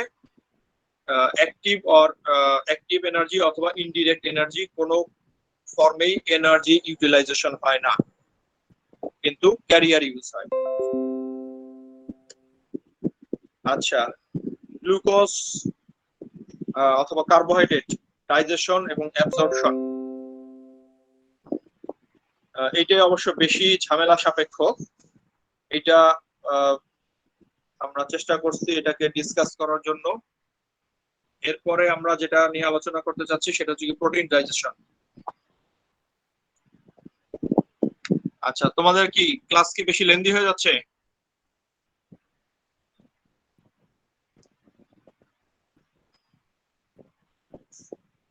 আর 10 মিনিট সময়ের মধ্যে আমরা চেষ্টা করব বাকি দুইটাকে আলোচনা করে শেষ করে দেওয়ার জন্য। ঠিক আছে? আচ্ছা, জি স্যার। প্রোটিন ডাইজেশনের ক্ষেত্রে এত বেশি ঝামেলা নাই, কারণ প্রোটিনের ডায়েটারি ফর্ম গুলো আলাদাভাবে এভাবে জানতে হয় না। যদিও লিপিডের ডায়েটারি ফর্ম জানতে হবে, সেটা হচ্ছে গিয়ে ট্রাইঅ্যাসাইল গ্লিসারল। আচ্ছা, সেটা আমরা আলোচনার সময় বলবো। প্রোটিন ক্ষেত্রে যেটা করতে হবে সেটা হচ্ছে গিয়ে কিছু এনজাইম এর কিছু স্পেসিফিক কন্ডিশন গুলোর নাম জানতে হবে। যেমন প্রোটিনের ক্ষেত্রে আছে এন্ডোপেপটাইডেস এবং এক্সোপেপটাইডেস। আমরা একটু আগে যেমন আলোচনা করছিলাম যে আলফা অ্যামাইলেজ গুলা মধ্যবর্তী বন্ড গুলাকে ভাঙে, টার্মিনাল এবং ব্রাঞ্চকে ভাঙতে পারে না। প্রোটিনের ক্ষেত্রেও এই দুই গ্রুপ অফ এনজাইম একইভাবে কাজ করে। যারা এন্ডোপেপটাইডেস তারা বড় বড় পলিপেপটাইড চেইন গুলার মধ্যবর্তী বন্ড গুলাকে ভাঙে। দ্যাট ইজ, যদি 90টা অ্যামাইনো অ্যাসিড দিয়ে একটা পলিপেপটাইড তৈরি হয়ে থাকে, তার মাঝখানে বন্ড গুলাকে ভাঙলে দেখা যাবে যে কিছু ফ্র্যাগমেন্ট হয়েছে 10 অ্যামাইনো অ্যাসিড বিশিষ্ট, কিছু হয়েছে 12টা, কিছু হয়েছে 8টা, কিছু হয়ে গেছে 15টা, এরকম ছোট ছোট ফ্র্যাগমেন্টে কনভার্ট করে। দ্যাট ইজ, বড় একটা লার্জ পলিপেপটাইড চেইনকে মাঝখানে কিছু কিছু জায়গায় ভাঙার কারণে কি তৈরি হচ্ছে, কিছু স্মল পেপটাইড অথবা স্মল পলিপেপটাইড মলিকিউল তৈরি হচ্ছে। এবং এই মধ্যবর্তী ভাঙার ক্ষেত্রে কারা কাজ করতেছে? যারা কাজ করতেছে তাদেরকে আমরা গ্রুপ ওয়াইজ একটা কমন নামে ডাকি, সেটা হচ্ছে এন্ডোপেপটাইডেস। এই এন্ডোপেপটাইডেস এর এক্সাম্পল কারা? আমরা কমনলি যে এনজাইমগুলোর নাম জানি বেশিরভাগই এটার মধ্যে পড়ছে। যেমন এরকম আছে ট্রিপসিন আছে, কাইমোট্রিপসিন আছে, তারপরে ইলাস্ট্রেস আছে, কোলাজিনেস আছে, পেপসিন আছে। এরা সবাই আসলে এন্ডোপেপটাইডেস। দ্যাট ইজ, এরা হচ্ছে গিয়ে সিঙ্গেল অ্যামাইনো অ্যাসিড রিলিজ করবে না। আগে যেরকম আমরা বলছিলাম যে সিঙ্গেল গ্লুকোজ রিলিজ করতে পারবে না কারা কারা, সেরকম এইখানে আমরা বলতেছি যে এই এন্ডোপেপটাইডেস গুলা যেহেতু এরা মধ্যবর্তী বন্ড গুলাকে ভাঙে, টার্মিনাল গুলাকে ভাঙে না, সেই কারণে এরাও হচ্ছে গিয়ে সিঙ্গেল অ্যামাইনো অ্যাসিড রিলিজ করবে না। এবং আমরা খুব ভালো করেই জানি যে প্রোটিনকে ব্রেকডাউন করে আলটিমেটলি সবচেয়ে স্মলেস্ট মলিকুলে কনভার্ট করা সম্ভব হচ্ছে সেটা কি অ্যামাইনো অ্যাসিড। কারণ অনেকগুলো অ্যামাইনো অ্যাসিডই পেপটাইড বন্ডের মাধ্যমে যুক্ত হয়ে হয়ে কি তৈরি করছে, আইদার পেপটাইড তৈরি করছে 10 অ্যামাইনো অ্যাসিড বিশিষ্ট, অথবা পলিপেপটাইড লেস দেন 100 এবং মোর দেন 100 অ্যামাইনো অ্যাসিড যদি লিঙ্ক টুগেদার হয় বাই পেপটাইড বন্ড, সেটা হয় প্রোটিন। এরকম তৈরি করতে থাকে মলিকিউলস গুলোকে। তাহলে এন্ডোপেপটাইডেজ এর কমন ফাংশন আমরা জানলাম। এরপরে কি আছে এক্সোপেপটাইডেজ। এক্সোপেপটাইডেজ গুলো হচ্ছে কি আসলে ডাইপেপটাইডেজ। এরা মূলত টার্মিনাল গুলাকে ভাঙে, এবং এদের আবার স্পেশাল দুইটা নাম আছে, যেমন কার্বক্সিপেপটাইডেজ এবং অ্যামাইনোপেপটাইডেজ। কার্বক্সিপেপটাইডেজ কোনটাকে বলা হয়? অ্যামাইনো অ্যাসিডের যে পোল গুলো আছে অথবা এন্ড গুলো আছে, সেই এন্ড গুলাকে দুইটা নামে সংজ্ঞায়িত করা হয়। একটা পাশে থাকে কার্বক্সিলিক গ্রুপ, সেটা হচ্ছে গিয়ে কার্বক্সি এন্ড, আর এক পাশে থাকে হচ্ছে অ্যামাইনো গ্রুপ, সেটা হচ্ছে অ্যামাইনো এন্ড। তাহলে যে এনজাইম গুলা একটা পলিপেপটাইড অথবা পেপটাইড চেইনের কার্বক্সিল এন্ডের দিক থেকে কাজ করে, ভাঙা শুরু করে, সেটাকে হচ্ছে গিয়ে কার্বক্সিপেপটাইডেজ বলে। আর যেটা অ্যামাইনো গ্রুপের এন্ডের দিক থেকে ভাঙা শুরু করে, সেটাকে অ্যামাইনোপেপটাইডেজ বলে। তাহলে এক্সোপেপটাইডেজ গুলার আমরা দুইটা জানলাম, দুইটা গ্রুপে ভাগ করা যায়, অ্যামাইনোপেপটাইডেজ এবং কার্বক্সিপেপটাইডেজ। এখন আমরা কি করব, এরা কিভাবে আসতে থাকবে? প্রোটিনের ডাইজেশনের জন্য যখন আমরা প্রোটিন ইনটেক করি, এটা ওরাল ক্যাভিটিতে আসলে এটার কোনো চেঞ্জ নাই, যেহেতু ওরাল ক্যাভিটিতে কোনো প্রোটিওলাইটিক এনজাইম নাই। এবং কাজ শুরু হয় কোথা থেকে? স্টোমাকে আসার পর থেকে। স্টোমাকে আসার পর প্রথমে এটাকে হাইড্রোক্লোরিক অ্যাসিড হাইড্রোলাইসিস করে, এটার যে লার্জ মলিকুলস গুলোকে ছিল সেগুলোকে ভেঙে ছোট ছোট মলিকুলসে কনভার্ট করার জন্য হেল্প করে। তারপরে হচ্ছে কি এখানে এর প্রথম কাজ শুরু হয় পেপসিনোজেন, যখন পেপসিনে কনভার্ট হয় তখন পেপসিন দিয়ে। তো পেপসিন হচ্ছে কি, যেহেতু আমরা জানি যে এন্ডোপেপটাইডেজ, সো এটা কখনোই এই পলিপেপটাইড চেইন গুলা থেকে সিঙ্গেল অ্যামাইনো অ্যাসিড রিলিজ করতে পারবে না। এগুলো লার্জ পলিপেপটাইড চেইন গুলাকে ভেঙে ছোট ছোট পলিপেপটাইড অথবা পেপটাইড মলিকুলসে কনভার্ট করে নেক্সট স্টেজের দিকে এগুলোকে পুশ করে দিবে। এবং তারপরে যখন এরা ডিউডেনামে আসবে, ডিউডেনামে আসার পরে এরা প্যানক্রিয়াটিক সিক্রেশনের সাথে আরো কিছু এন্ডোপেপটাইডেজ এর সংস্পর্শে আসবে, যেমন ট্রিপসিনোজেন আসবে, ট্রিপসিনোজেন থেকে ট্রিপসিন, কাইমোট্রিপসিন, কার্বক্সিপেপটাইডেজ, ইলাস্ট্রেজ, এদের প্রভাবে আরো কিছু স্মল কনভার্সন হবে। এবং সর্বোপরি সাক্কাস এন্টেরিকাসের যে এনজাইম গুলো আছে সেগুলার হেল্পে আলটিমেটলি যে and product of protein digestion দাঁড়ায়, সেটা হচ্ছে গিয়ে অ্যামাইনো অ্যাসিড থাকে এবং কিছু পলিপেপটাইড চেইন থাকে, কিছু ডাইপেপটাইড থাকে, ট্রাইপেপটাইড থাকে। That is small fragment of amino অ্যাসিডের কম্বিনেশন। এখানে স্টার্চের মতো যেরকম আমরা কার্বোহাইড্রেটে যেটা দেখছিলাম যে সবগুলাই কিন্তু মনোস্যাকারাইড ইউনিটে কনভার্ট হয়ে গেছিল, কিন্তু এই ক্ষেত্রে সবগুলো মনো ইউনিটে কনভার্ট হয় না, বেশিরভাগই অ্যামাইনো অ্যাসিড হয়। তাছাড়াও কিছু কিছু ডাইপেপটাইড, ট্রাইপেপটাইড অথবা শর্ট চেইন পলিপেপটাইড অথবা পেপটাইড হিসেবে থাকে। ঠিক আছে, এখন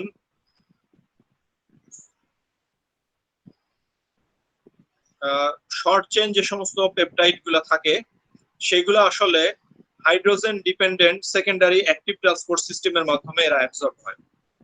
দ্যাট ইজ ডাইপেপটাইড, ট্রাইপেপটাইড যতটুকু থাকতেছে সেগুলো কি হচ্ছে গিয়ে সেকেন্ডারি অ্যাক্টিভ ট্রান্সপোর্ট সিস্টেমের মাধ্যমে হাইড্রোজেন ডিপেন্ডেন্ট সেকেন্ডারি অ্যাক্টিভ ট্রান্সপোর্টের মাধ্যমে অ্যাবজর্ব হয়ে যায়। আর বাকি সবগুলোই হচ্ছে আমার কি থাকতেছে অ্যামাইনো অ্যাসিড।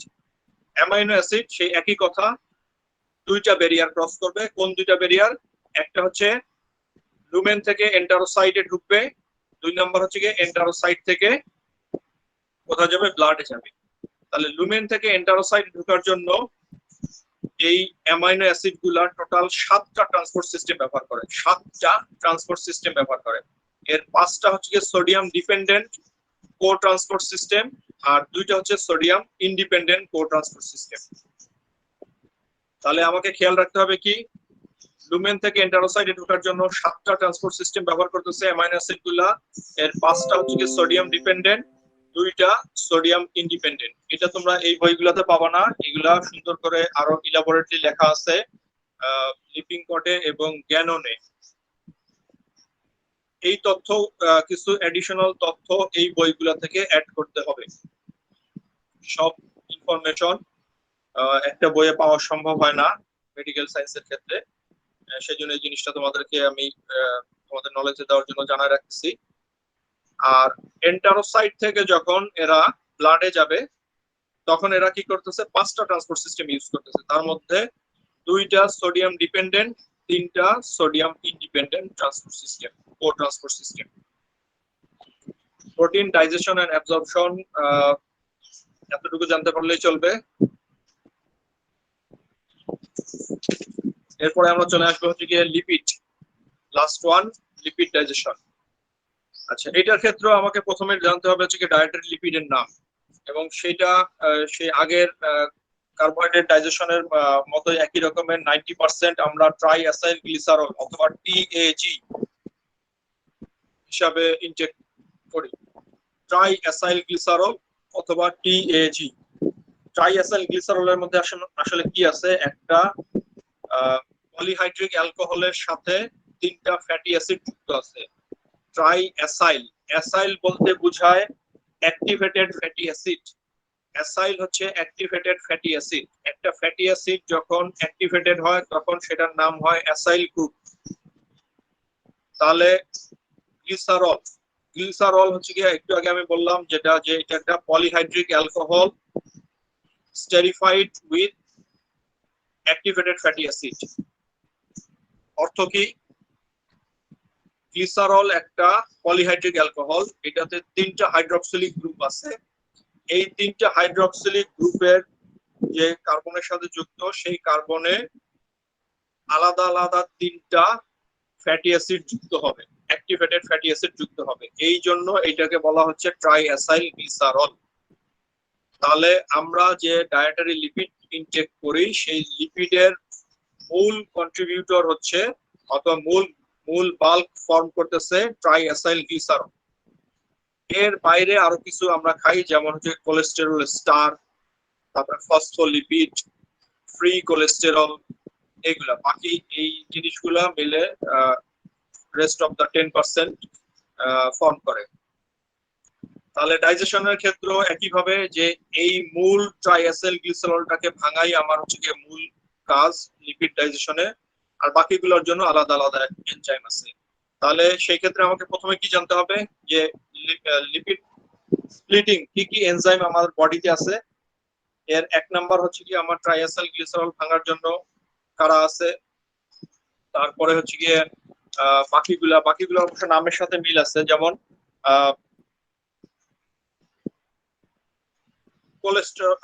যেমন cholesterol esterase, cholesterol ester, cholesterol, free কোলেস্টেরলের সাথে যখন অ্যাক্টিভেটেড ফ্যাটি অ্যাসিড যুক্ত হয় তখন সেটা কোলেস্টেরল স্টার। তাহলে কোলেস্টেরল স্টারকে ভাঙতেছে কে, কোলেস্টেরল স্টারেজ। ফসফোলিপিডকে ভাঙতেছে কে, ফসফোলাইপেজ অথবা ফসফোলাইপেজ A2। আর সিম্পলি লাইপেজ এনজাইমটা ট্রাইঅ্যাসাইল গ্লিসারলকে ভাঙতেছে উইথ হেল্প অফ কোলাইপেজ। কোলাইপেজের কোলাবোরেশনে লাইপেজ এনজাইমটা ট্রাইঅ্যাসাইল গ্লিসারলকে ভাঙে। এখন ভাঙার ক্ষেত্রে কি হয়, লিপিড ডাইজেশনের এনজাইম কিন্তু ওরাল ক্যাভিটিতে প্রেজেন্ট আছে।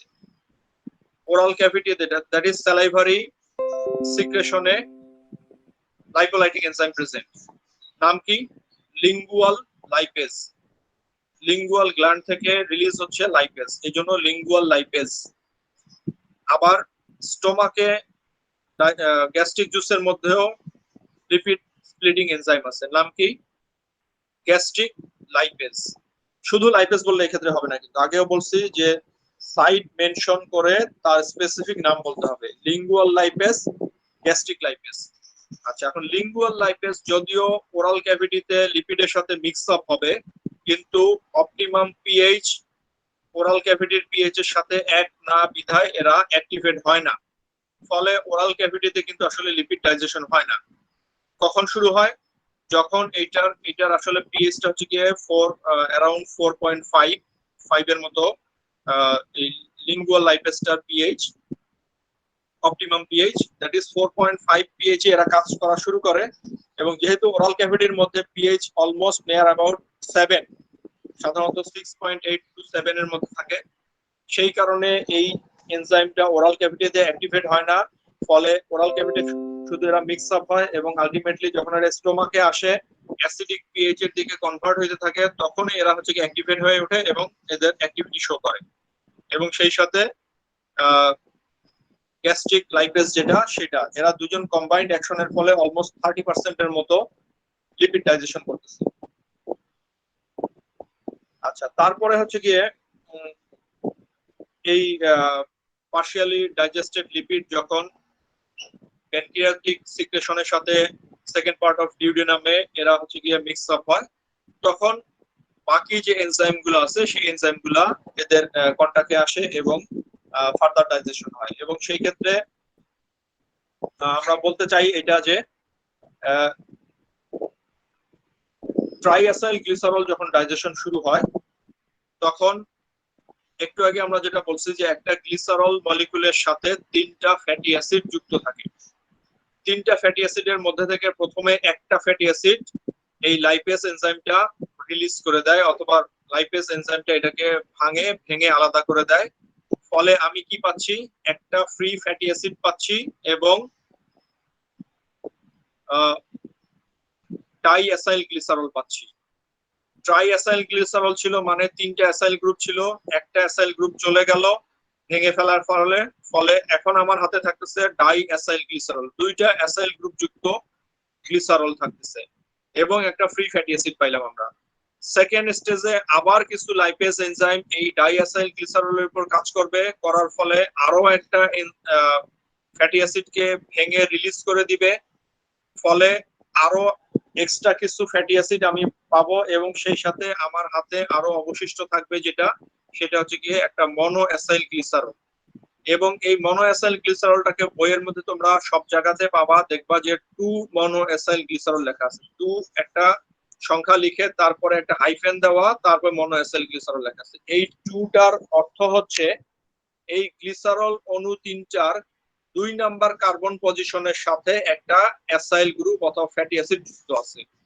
এই কারণে এইটার নাম হয়ে গেছে 2 মনো অ্যাসাইল গ্লিসারল। এই 2 মনো অ্যাসাইল মানে 2টা মনো অ্যাসাইল গ্লিসারল না, বরং এই 2 এর অর্থ হচ্ছে গিয়ে গ্লিসারল মলিকুলটার অথবা অণুটার 2 নাম্বার কার্বন পজিশনে একটা ফ্যাটি অ্যাসিড যুক্ত আছে। এই কারণে এটার নাম হচ্ছে 2 মনো অ্যাসাইল গ্লিসারল। এবং মজার ব্যাপার হচ্ছে যে এই 2 মনো অ্যাসাইল গ্লিসারল হলো one of the digestive end product of triacyl glycerol digestion. Triacyl glycerol digestion এর লাস্ট এন্ড প্রোডাক্ট হিসাবে এই 2 মনোঅ্যাসাইল গ্লিসারল একটা কম্পোনেন্ট। তাহলে আমি TAG কে ডাইজেস্ট করলে কি কি পাচ্ছি? 2 মনোঅ্যাসাইল গ্লিসারল পাচ্ছি, কিছু ফ্রি গ্লিসারল পাবো এবং ফ্রি ফ্যাটি অ্যাসিড পাবো। এই 3টে জিনিস পাবো। কি কি পাবো? 2 মনোঅ্যাসাইল গ্লিসারল পাবো, ফ্রি ফ্যাটি অ্যাসিড পাবো আর গ্লিসারল পাবো। অন্যদিকে কোলেস্টেরল স্টার ডাইজেশনের ফলে কি পাবো? কোলেস্টেরল পাবো, ফ্রি ফ্যাটি অ্যাসিড পাবো। ফসফোলিপিড ডাইজেশনের ফলে কি পাবো? লাইসোফসফোলিপিড পাবো আর ফ্রি ফ্যাটি অ্যাসিড পাবো। তাহলে আলটিমেটলি আমার at the end of lipid digestion আমার হাতে কি কি ডাইজেস্টিভ এন্ড প্রোডাক্ট থাকতেছে? 2 monoacyl glycerol, fatty acid, cholesterol, lysophospholipid, এই জিনিসগুলো থাকতেছে। তাহলে এই জিনিসগুলোকে আমি digestive end product of lipid ডাইজেশনের হিসাবে পাইলাম। এখন এদেরকে আমি কিভাবে অ্যাবজর্ব করব? এদেরকে অ্যাবজর্ব করার জন্য একটা বিশেষ ব্যবস্থা দরকার। যেহেতু আমাদের ইন্টেস্টাইনাল লুমেনের মধ্যে যে মিডিয়াটা আছে দ্যাট ইজ ওয়াটারি মিডিয়া, এটা আসলে একটা হাইড্রোফিলিক সিচুয়েশন ক্রিয়েট করে।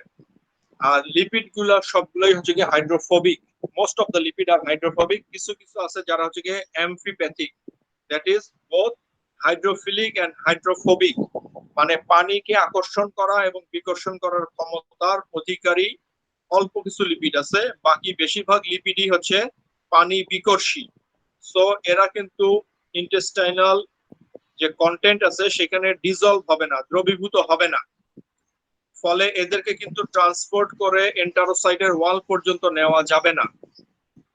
তাহলে কি হবে, এদেরকে যদি আমি এন্টারোসাইটের ওয়াল পর্যন্ত নিতে না পারি তাহলে এদেরকে ডাইজেস্ট করে তো আমার কোনো লাভ হলো না, এদেরকে তো আমার অ্যাবজর্ব করাইতে হবে। এদেরকে আমি ডাইজেস্ট করতে না পারলে এরা কি হবে, ফিসেস এর সাথে স্টুলের সাথে এরা বের হয়ে চলে যাবে এবং আলটিমেটলি এরা কিন্তু ডায়রিয়া তৈরি করবে। তাহলে কি করতে হবে, আমাকে এদেরকে আমার অ্যাবজর্ব করানোর ব্যবস্থা করতে হবে, এবং ব্যবস্থা করানোর জন্য বডি একটা বিশেষ ব্যবস্থা তৈরি করে, সেটা হচ্ছে কি বাইল সল্ট। প্রথমেই আমরা শুরুতে যেটা বলছিলাম যে বাইল সল্টের কি ভূমিকা আছে ডাইজেশনে, অ্যাবজর্পশনে, সেই বাইল সল্ট এখানে চলে আসবে এবং সাধারণত 20 থেকে 40টা বাইল সল্ট গুলার একটা প্রকৃতি হচ্ছে এরা হাইড্রোফিলিক প্রপার্টি আছে। এরা লিপিড গুলার এই যে এন্ড প্রোডাক্টকে তাদের মাঝখানে রেখে চারিদিক দিয়ে একটা ব্যারিয়ারের মতো তৈরি করবে, গ্লোবিউলার একটা স্ট্রাকচার তৈরি করবে, গ্লোবিউলার মানে একটা গোলাকৃতির একটা স্ফেরিক্যাল স্ট্রাকচার তৈরি করবে, পরে লিপিড গুলা যারা হচ্ছে কি ওয়াটার ভয় পায়, ওয়াটার ফোবিক, তাদেরকে মাঝখানে রেখে এরা এরকম একটা সলিউবল একটা কন্ডিশন তৈরি করবে, করে এরা দেন লুমেন থেকে এন্টারোসাইট পর্যন্ত এদেরকে ট্রান্সপোর্ট করে নিয়ে যাবে। এবং যাওয়ার পরে লুমেন যখন এন্টারোসাইটের ওয়ালের কন্টাক্টে চলে আসবে এই মাইসিলি গুলা, তখন এর ভিতরের কন্টেন্ট গুলা, দ্যাট ইজ এই যে digestive end product of lipid, এরা হচ্ছে গিয়ে শুধুমাত্র এন্টারোসাইটের ভিতরে ঢুকবে, not the bile salt molecules. কোনো বাইল সল্টই হচ্ছে গিয়ে এন্টারোসাইটে ঢুকবে না।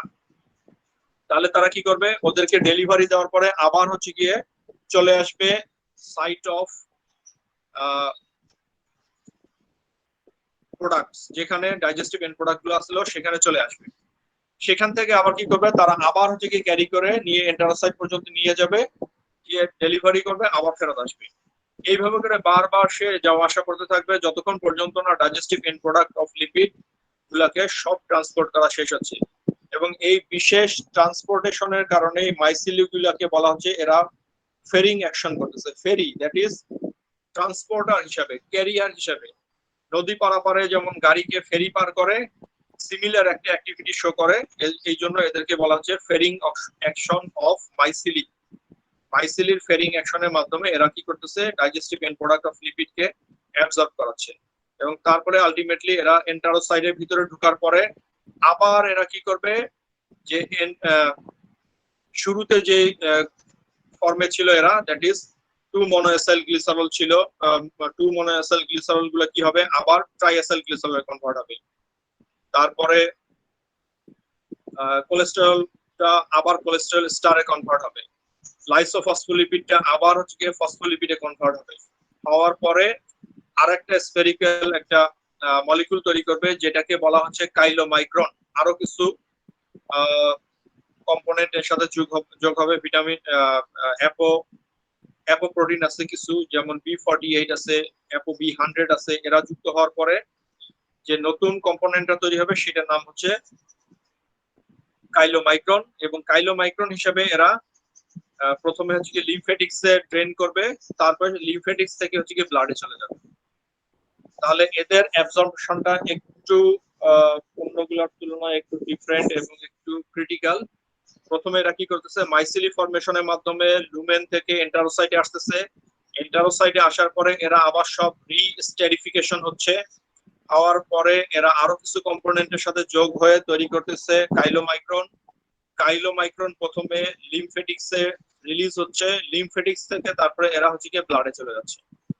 তাহলে এই হচ্ছে গিয়ে আমাদের লিপিড অ্যাবজর্পশনের টোটাল প্রসিডিউর।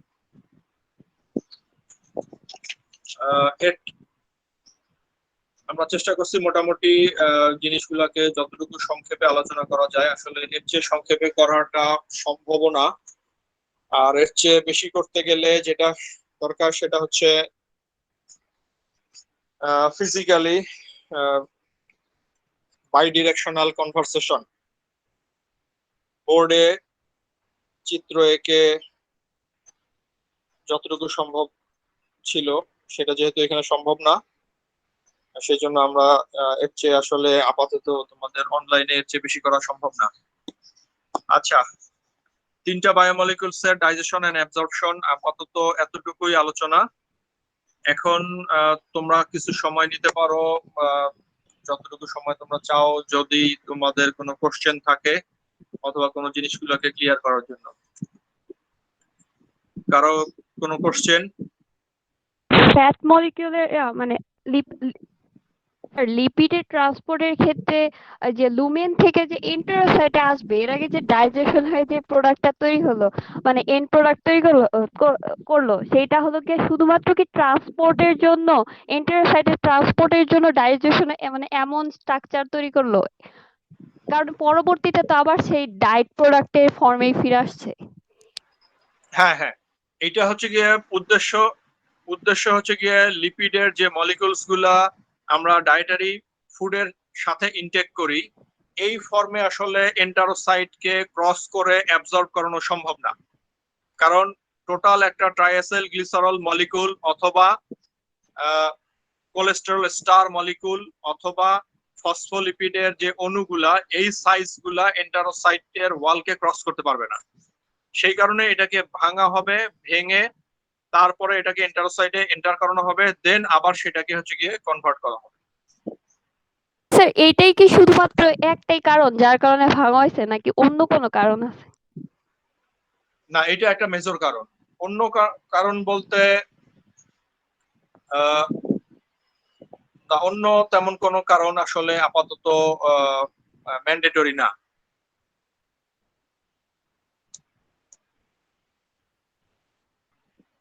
আচ্ছা, আর কিছু?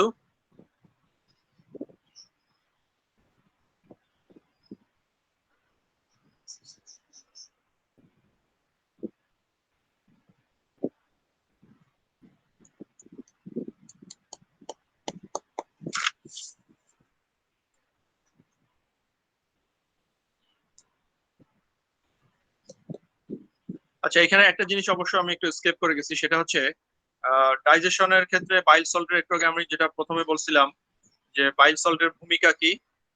আমরা তো বাইল সল্টের ভূমিকা হিসেবে শুধু এখানে অ্যাবজর্পশনের ক্ষেত্রে দেখলাম। ডাইজেশনের ক্ষেত্রে কি ভূমিকা আছে? ডাইজেশনের ক্ষেত্রে ভূমিকাটা হচ্ছে কি ইমালসিফিকেশন। ফ্যাট পার্টিকেলস গুলোকে ইমালসিফাই করার জন্য বাইল সল্টের একটা অথবা বাইলের ভূমিকা আছে। সেটা কি? লার্জ ফ্যাট পার্টিকেলস মলিকুলস গুলা এগুলার উপরে এনজাইম গুলার যে অ্যাকশন, সেই অ্যাকশনটা অনেকটাই সুবিধাজনক হয় যদি এটাকে আমি ভেঙে ছোট ছোট মলিকুলসে কনভার্ট করতে পারি। দ্যাট ইজ, একটা বড় পার্টিকেলসের যতটুকু সারফেস এরিয়া থাকে, ওই বড় পার্টিকেলসটিকে যদি আমি ছোট ছোট পার্টিকেলসে কনভার্ট করতে পারি, তাহলে সারফেস এরিয়া বৃদ্ধি পায়। এই সুবিধাটা নেওয়ার জন্য কি করা হয়, বড় ফ্যাট পার্টিকেলস গুলোকে ভেঙে ছোট ছোট ফ্যাট পার্টিকেলসে কনভার্ট করা হয়। এই ছোট পার্টিকেলসে কনভার্ট করার জন্য হেল্প করতেছে বাইল সল্ট। কিভাবে করতেছে? সারফেস টেনশন কমানোর মাধ্যমে। যেহেতু একটু আগে আমরা বলছি যে বাইল সল্টের একটা হাইড্রোফিলিক প্রপার্টি আছে, এরা ফ্যাট পার্টিকেলস এর উপরে বসে এই হাইড্রোফিলিক প্রপার্টি শো করে এদের যে ড্রপলেট হওয়ার যে টেনশন অথবা টান অথবা শক্তি, সেই শক্তিটাকে কমায় দেয়, রিডিউস করার কারণে সারফেস, টপমোস্ট সারফেসের উপরে টেনশনটা রিলিজ হয়ে যায়, ফলে ওই জিনিসটাকে ভাঙা সহজ হয়। তাহলে ইমালসিফিকেশন আসলে দুইটা সিস্টেমের কম্বিনেশন। একটা হচ্ছে গিয়ে সারফেস টেনশন রিডাকশন করা by the help of bile salt, আর দুই নাম্বার হচ্ছে গিয়ে অ্যাজিটেশন, দ্যাট ইজ মেকানিক্যাল একটা প্রেসার ক্রিয়েট করা। এই অ্যাজিটেশনটা হয় মূলত যে প্রোপাগেটিভ মুভমেন্ট অফ জিআই ট্র্যাক্টের, দ্যাট ইজ গ্যাস্ট্রোইন্টেস্টাইনাল ট্র্যাক্টের যে মুভমেন্ট আছে, এই মুভমেন্টের কারণে এই ফ্যাট পার্টিকেলস গুলা এর সাথে একটা সংঘর্ষ হয়, সংঘর্ষ হওয়ার কারণে এই পার্টিকেলস গুলা ভাঙতে সাহায্য করে। যেটাকে অ্যাজিটেশনের সাথে তুলনা করা হয়েছে, দ্যাট ইজ আমরা যে কাপড় ধোয়ার সময় কাপড় যেরকম কসলাই, কাপড় কসলানোর সাথে তুলনা করা হয়েছে এটাকে, যে এরকম ভাবে অ্যাজিটেট করলে সারফেস টেনশন কমাই দিয়ে এইভাবে করে অ্যাজিটেট করলে বড় ফ্যাট পার্টিকেলস গুলো সহজেই ভেঙে ছোট ফ্যাট পার্টিকেলস এ কনভার্ট হয় এবং তখন সারফেস এরিয়া বৃদ্ধি প্রাপ্ত হয় এবং এই বেশি সারফেস এরিয়াতে বেশি পরিমাণ এনজাইম কাজ করতে পারে এবং ফ্যাট পার্টিকেলস গুলোকে বেশি সহজে বেশি দ্রুততার সাথে ডাইজেস্ট করতে পারে।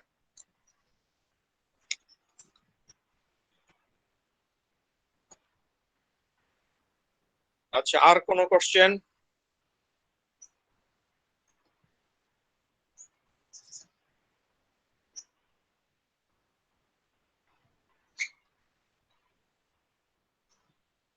তোমাদের আজকের তো উপস্থিতি অনেক কম, প্রথমে 38-39 জন ছিল, এখন 32 জন আছে। তোমাদের হোস্ট যে সে আজকের পার্সেন্টেজটা কিন্তু প্রিজার্ভ করবা, এগুলা আবার প্রিন্সিপাল স্যারের অফিসে ডকুমেন্ট হিসেবে প্রেরণ করতে হবে। জি স্যার। হোস্ট যে আছো সে কি আমাকে শুনতে পাচ্ছ? জি স্যার।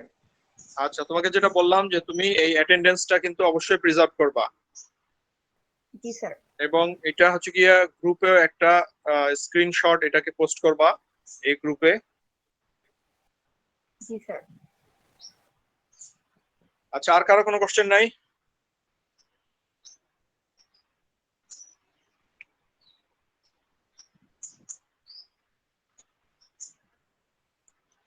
তোমাদের 12টা থেকে অ্যানাটমি ক্লাস আছে তাই তো? জি স্যার। আচ্ছা, কোশ্চেন না থাকলে তাহলে কি আমরা শেষ করব? কোশ্চেন থাকলে কন্টিনিউ করতে পারি, না হলে আমরা শেষ করতে যাচ্ছি।